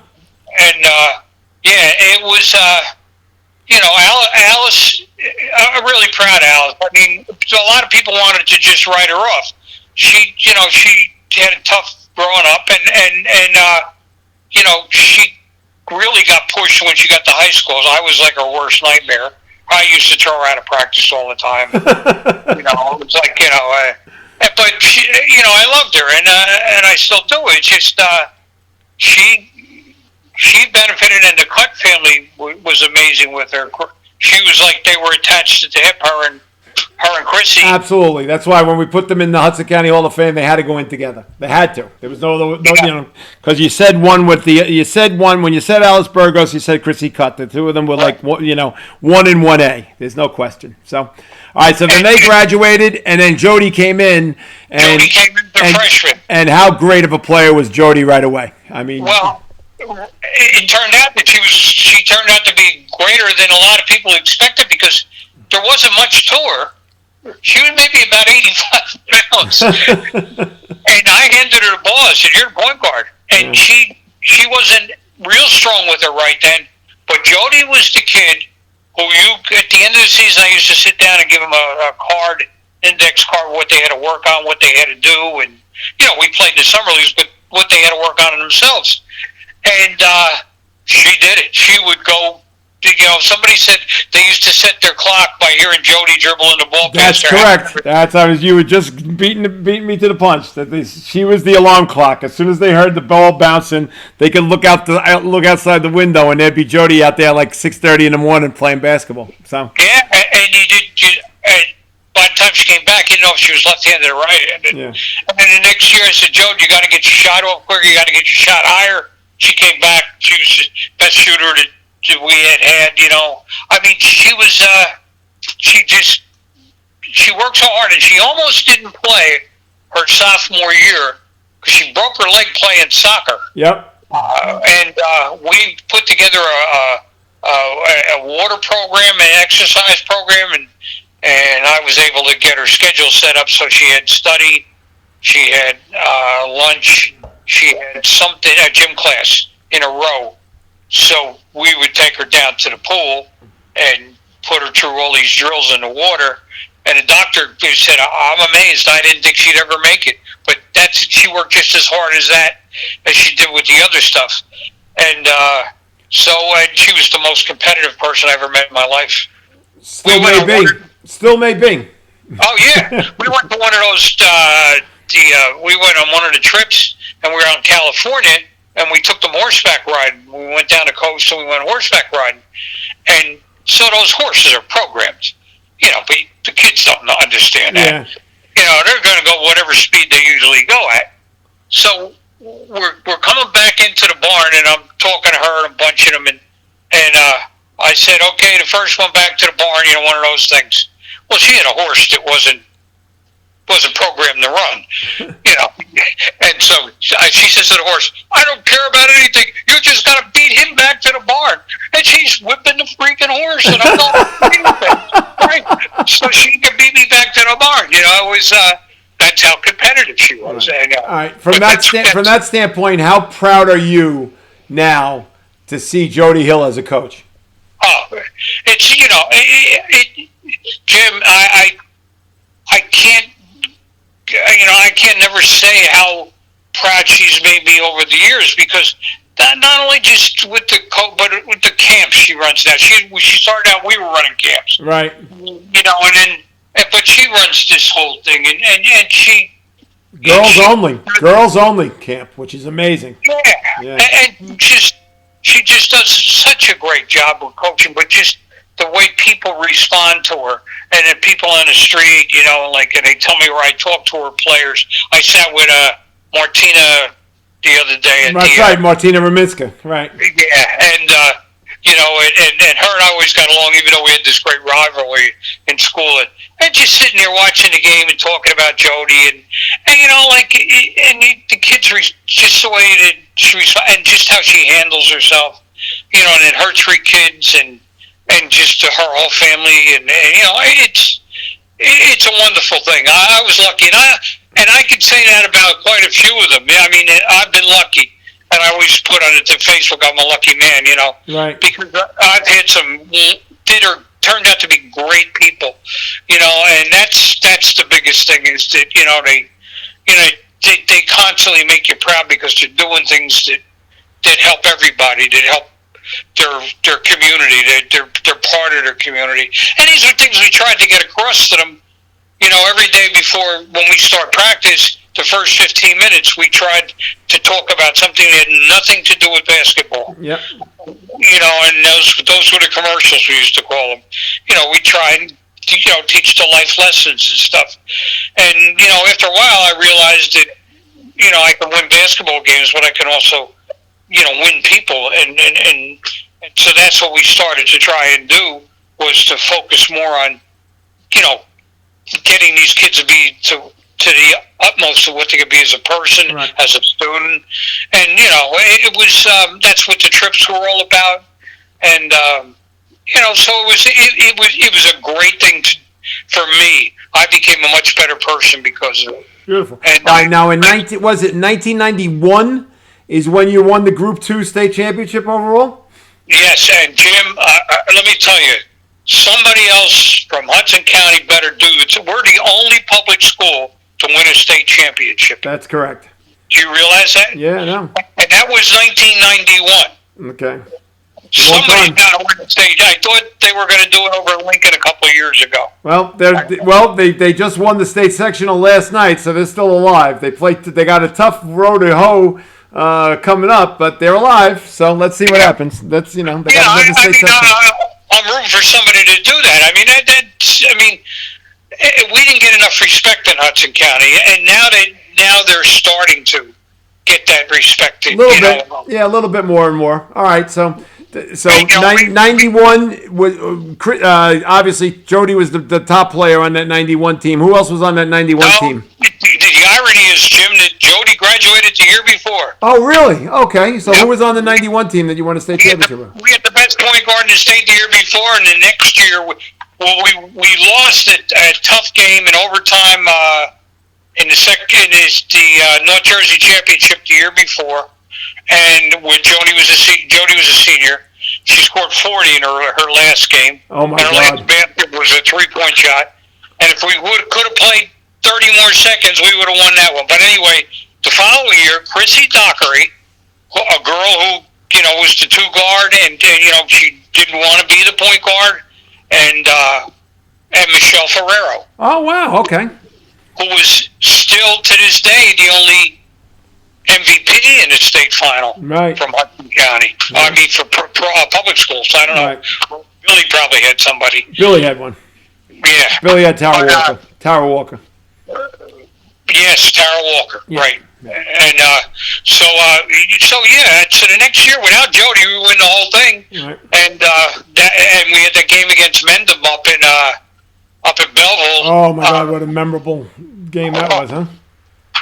We were down 12 points, 11 points with a minute and 11 to go, and we scored the last 12 points of the game. Right. And won the game, and they were just exhausted. They had these huge kids, and we had all these little mice running around. Even Michelle, who was our post player, Michelle was only maybe 5'9". 5'6", 5'7", yeah. Yeah, it was, but she, and got to give Tommy credit for, he really worked with her as a kid growing up, and she was some post player. She controlled the paint. She really did. Okay. And she always had to cover girls who were much, much bigger than she was. Absolutely. Yeah, no question. All right, so now that era is over, and then, say, right around, 97, 98, that's when the era of McDonough comes in. And did you know right away that Kim was going to be the player that she became? Well, yeah, we had a couple other kids in between there that were, 1,000-point scorers and stuff. But, everybody kept saying, well, Tommy and I were friends growing up, her father. And I knew her mom, too. But, well, it's nice she's up at Queen of Peace, what are the odds of coming down here? But, they want her to come here. And she, I didn't think that she was going to, not because of ability, I just didn't think that the scoring was going to be the way it was. It was prolific is the word. She led the state in scoring as a freshman. Yep. And I used to tell people, I said, it's going to go down, because she was playing with Kim Cipriano was the only other, was a sophomore, and the other three kids were freshmen. Yep. So that's who we were playing with when McDonough was a freshman. And so we needed somebody to put the ball in, as Cipriano could, but, the point guard's also got to, make things happen for other people. And Kim was as amazing as a freshman, and she was scoring. She wasn't shooting threes. She was scoring old-fashioned threes. Yep. Driving the ball and putting it in a basket and getting fouled. She went to the free throw line forever. Oh, God, she owned the free throw line. And then we ran that. Well, I can't say that it's politically incorrect what we called it, but we were stealing from Loyola Marymount. We actually had started a couple of years before that, and we were pressing you full court man on defense, and we were pressing you full court man on offense. Okay. Because if you scored, the ball was out of bounds and up the floor faster than you could blink your eye. Yeah. Because everybody went to the same place every time. The ball was inbounded. to Cipriano, and the ball was up the floor to McDonough, and she had a rule: if you're 1-on-1, you're going to the basket. If you're 1-on-2, you're going to the basket. And if you're 1-on-3, you're going to the basket. Right. You know, we were putting people in a situation where they had to play defense, and if she got near the basket, she was going to score. Right, and she was with me as a podcast guest earlier in the year, and she had no idea the amount of points that she was scoring, and the only way she would find out is if somebody told her. But in your head, I mean, you being the head coach, you must have realized that this was a once-in-a-lifetime being. I mean, the numbers that she was putting up, it was beyond control, right? I mean, she was really scoring it at an unbelievable total. Well, we had a game at Secaucus, and she was getting a lot of heat in the school. From the boys. Oh, you're a chucker, you know. And she wasn't. No.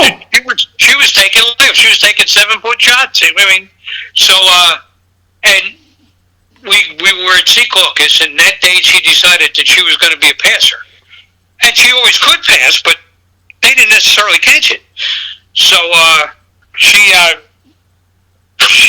we were losing at halftime, and I go in the locker room and did one of my crazy acts, and I said, hey, everybody here's got a job. Everybody plays defense. Everybody rebounds. You score, Cipriano dribbles. That's the way we're going to do this. Do you understand what I'm telling you? You know, and she said, well, Barrage, I said, I don't give me the barrage. That's your job. That's how we're going to win. If you score, we win. You know, it's nice that everybody's going to get better, and they're going to score more points. But right now, you're our best bet to put the ball in the basket.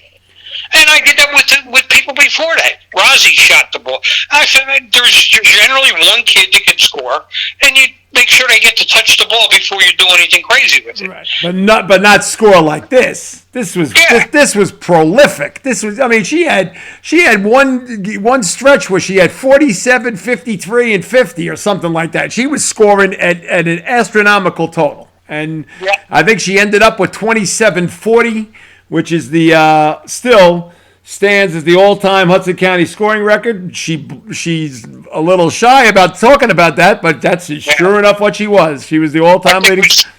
Go ahead. I think it was 27-60. 27-60. Okay, I just shorted her out of 20 points. So, but, that's okay. But 27, and that is still the current record in Hudson County for scoring, both for boys and girls.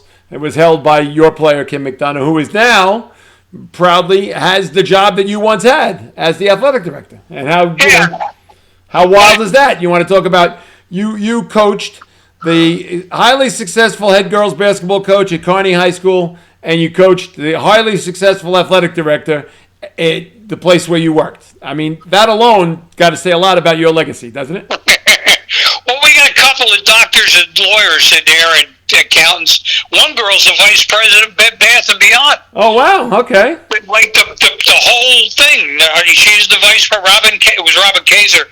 I think her name is Robin D'Elia now. And she's... so, I mean, they've all... I mean, I You never coached Daisy Fuentes, though, right? No, I didn't coach Daisy. I didn't have her in class, but I knew Daisy well. She was a very nice girl. Yep. Very nice girl. And she's, you know... And now she's married to a rock superstar, so, you know.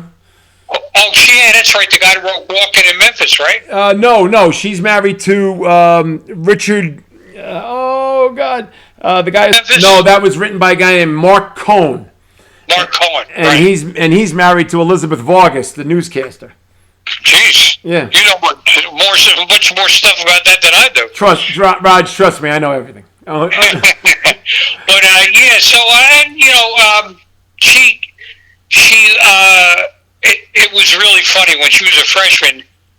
We always said, like, you're not supposed to do this, but the hazing was simple. The freshmen did, carried the balls, picked up after the practice. Right. That was what the freshmen did, and that was like you were buying your way into the thing. So I said, McDonough, you carry the balls. You carried them to the game and then away from the game. So she said, okay, yeah. So whenever we'd go to a place, because she became a phenomenon, somebody from a newspaper could see me coming into the gym and, Coach, can I talk? Well, after the game, you can talk to her. So which one is she? She's the one carrying the balls. She carried the ball. I said, yeah. But she's a freshman. That's what freshmen do. Yeah. You know, so she did this, and then when the season was over, next year starts, and then she says, Raj, I want to still carry the balls. Oh, she said that to you? Really? Okay. Yeah. I said, all right. You know, she kind of liked the idea that, she's the one that carries it. But, she liked it. It was kind of like a unique thing. So we're playing down in Atlantic City, and she that's her job. So the next day I got a phone call from the coach at Atlantic City, or whatever school it was down there. And he says, Jack, he says, you left your basketballs down here. What? So I said, we'll get him. I'll let you know how we're going to get him. I call her down to my office. Him, you didn't bring the balls back. She goes, I don't carry them out anymore. I only carry them in. I gave the job to so-and-so to carry them out. Oh, gosh. I said, but that's her. She's hilarious. Oh, yeah. So anyway, her father happened to be going to Atlantic City. He picked up the basketballs for us. Thank God. But, yeah, so... But yeah, it was just, there's so many stories with her, and she was just such a pleasure to coach. All right. And there was no ego, there was no, it was smooth sailing, and there was a good group there. There was Kim Cipriano, and she was great, so smart. She graduated number one in her class from Seton Hall, and then number one from the College of Medicine and Dentistry. Wow. She's a doctorate in physical therapy now, and I had those kind of people over the years, the bright kids that, like, so you weren't like really having to drill stuff into their heads. They understood, right. And they learned how to play me, so that made it even worse, because they realized that if we say anything back, he's going to take us out and sit him down next to him, because he can't hear. So it took a little while to figure that out. That when he said something, just shake your head yes, and move on. There you go.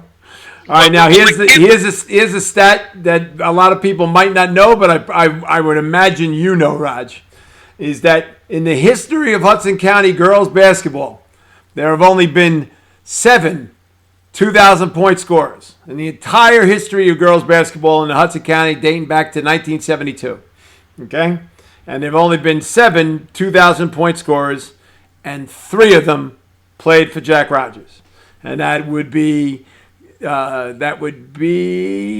Jody Hill, it would be Ginger Quinones, and it would be, obviously, number 1, Kim McDonough. Now, how remarkable is that of a statistic to lay on your resume, that you had 3 of the 7 that scored 2,000 points? Yeah, that's a real tribute to the kids I had, and that they were willing to sell out and play that style of basketball where we were going to score a lot of points. The other team was going to score a lot too. Teams always used to walk out and they weren't pissed off because they scored more points than they ever did, but unfortunately, we scored more. Yeah, right. Okay. Blowing up and down the floor. It was great games to watch because they were track meets. Like it was who's going to wear. But yeah, that's a nice thing. But you know what else, Jim? I think we have 14,000-point scorers, which I think is more than any school in New Jersey. Wow, I didn't realize that. And I think overall, boys and girls, we probably have more 1,000-point scorers than anybody in New Jersey. Probably, I'll have to look into that. That's pretty amazing. So anyway, yeah. All right. So after you, we also have a 4th 2,000-point scorer, not a girl though, Ray Lucas. Ray Lucas, right? Okay. So Harrison put out 4 2,000-point scorers. Yep. All right. Now after 30 some odd years, 32 years as being a girls basketball coach, is that right? 32. 26 with the girls. 6 with the boys varsity, and then 2 as an assistant with the boys. Okay. So you decide 26 girls, 6 boys. All right. 30. So it was 2004 is that you decided to give it up and you stopped coaching, or 2006 I think was when I decided to leave it. All right. And what was the thought process at that point? That it was just time. You knew it was time to give it up. Yeah, it was kind of. Some things were becoming harder for me than previous. It was very hard, and I've never really revealed this, except to friends maybe. But style of play we had, we always emphasized taking a charge, and I just was having trouble going out on the floor and picking kids up off the floor, and it was bothering me that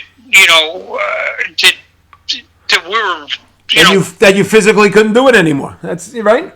I could physically do it. It was just harder. I'd fallen in love with all of these kids, and I just didn't want to see them get hurt. And a couple of kids got hurt, and I even told some of them, just don't take the charge. Don't. No, Raj, we step in. That's what we do, and that bothered me. Yelling at younger kids, it was starting to bother me. And even though they said they had no problems with it, they knew what the deal was, and it was never personally yelling. It was always, who the hell are you covering? Where are you supposed to be?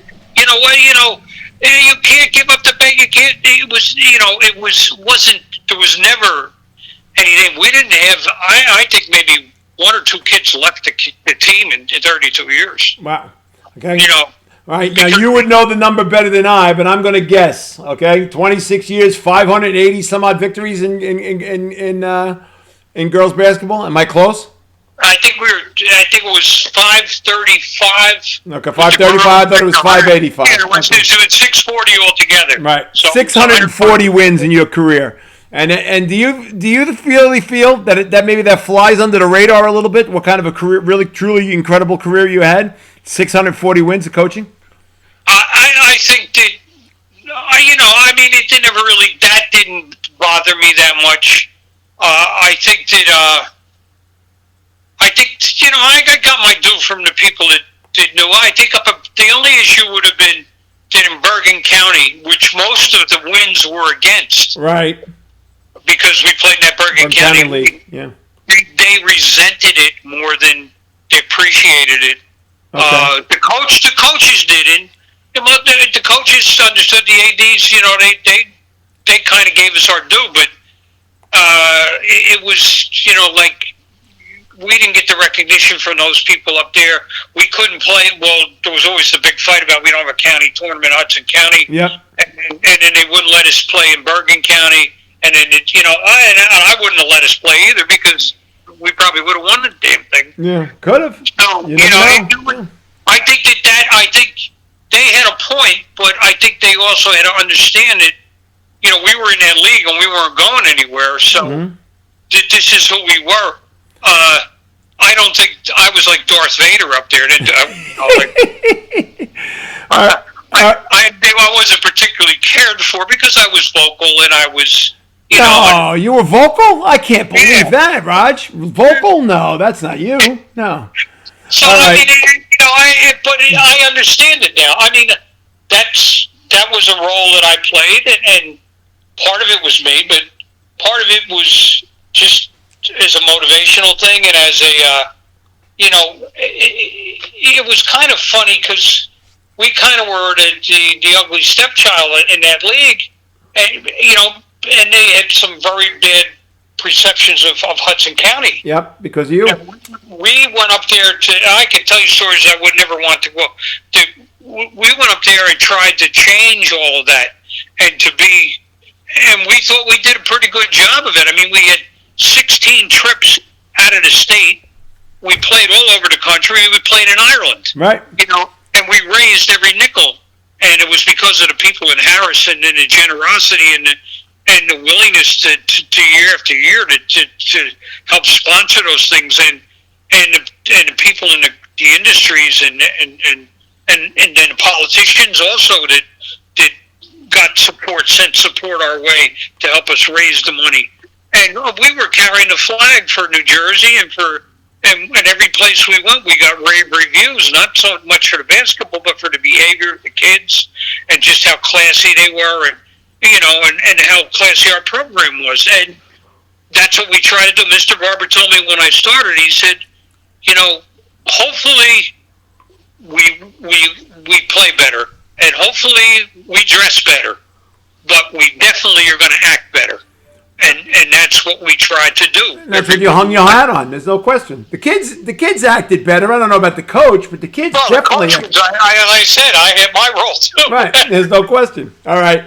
You stayed on then after you gave up coaching basketball, you stayed on for the athletic director for what, another 6 years? Yeah, I retired in 2010. So 2010, so another four or 5 years, But right. All right, when you think back now you've been retired for 10 years, Raj, and can you believe that? I mean, you juggle back and forth, going back and forth from the shore to get back up here, and you're very, very visible in a lot of the the girls' basketball games, boys' basketball games here, and other sports. You'll go to other games too as well.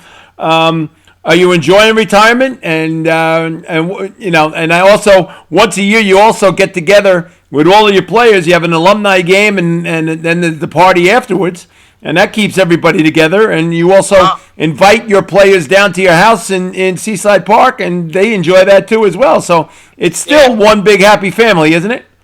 Well, yeah, we have a cookout every year down the beach, and I want them to bring their kids down and get to see their kids, and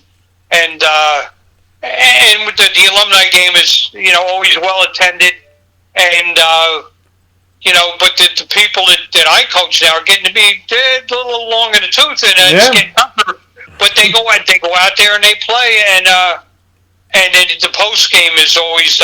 Hey, Raj, did we ever tell you about when we? No, I don't want to know about it. Yep. I don't want.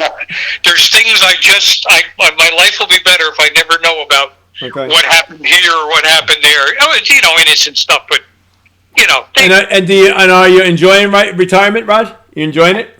Yes, I do. I do miss the coaching now. I miss the practices more than anything. I always enjoyed that, and I talked with Bob Hurley about it over the years, and I miss the practice because he goes, I always enjoy. He says you have total control in the practice.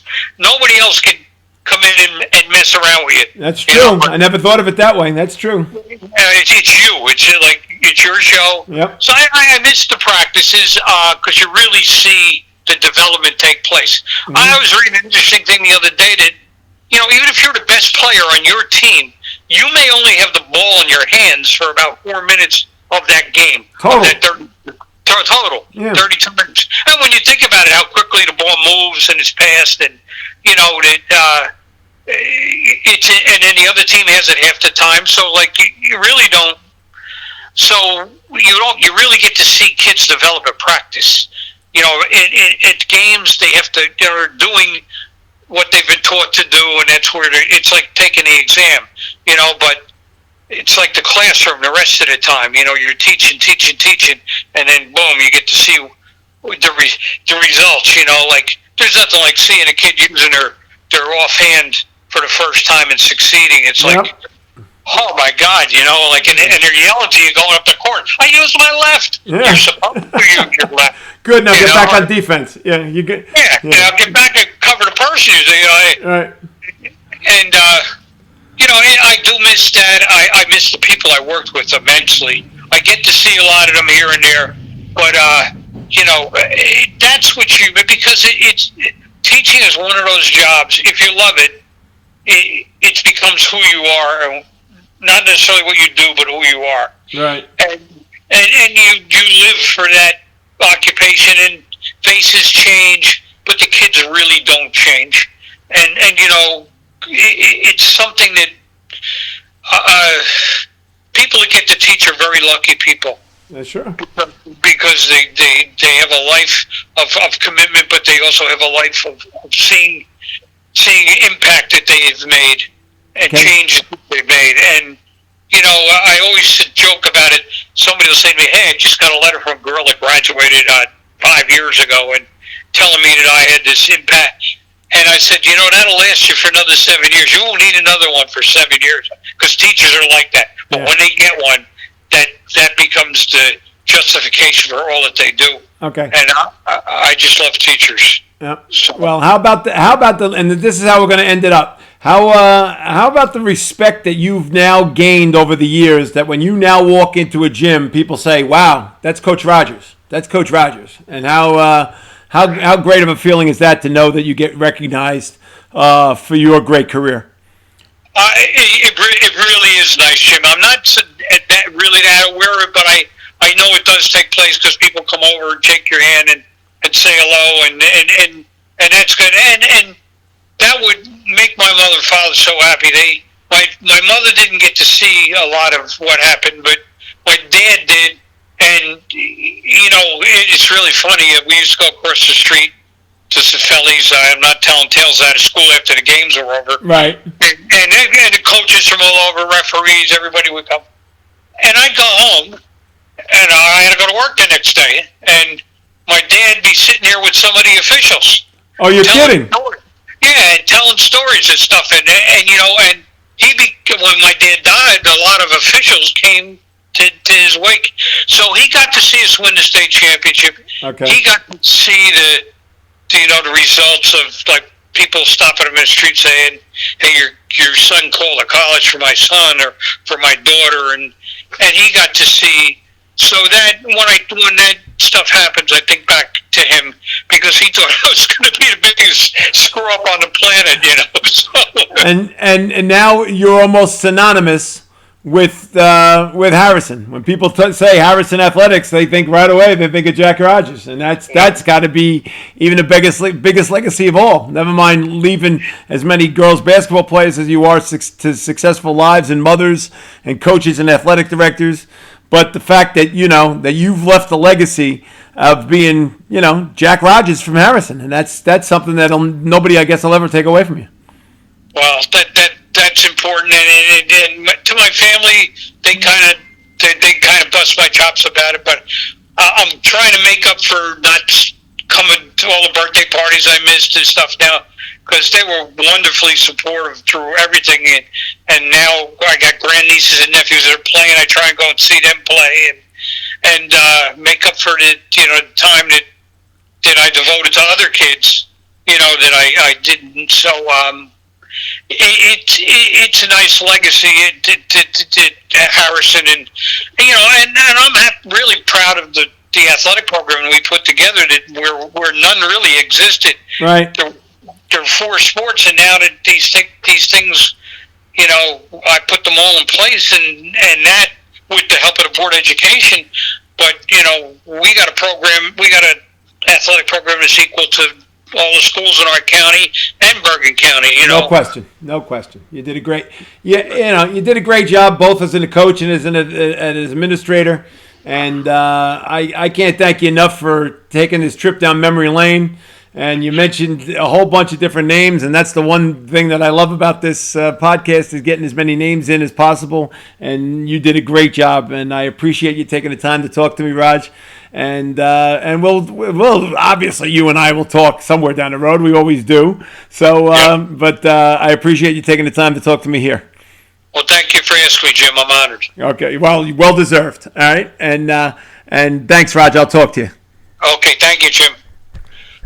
And that was Jack Rodgers from Harrison High School, and one of the greatest coaches, especially girls basketball coaches in the history of Hudson County. And he certainly left his mark at Harrison. And we'll have another edition of the Hudson County Sports Podcast sometime next week. Thanks so very much for joining today and listening on. And again, a special thanks to my executive producer, my great nephew, Johnny Haig. This is Jim Haig. Have a great evening, and we'll talk to you again soon. And thanks for listening to the Hudson County Sports Podcast.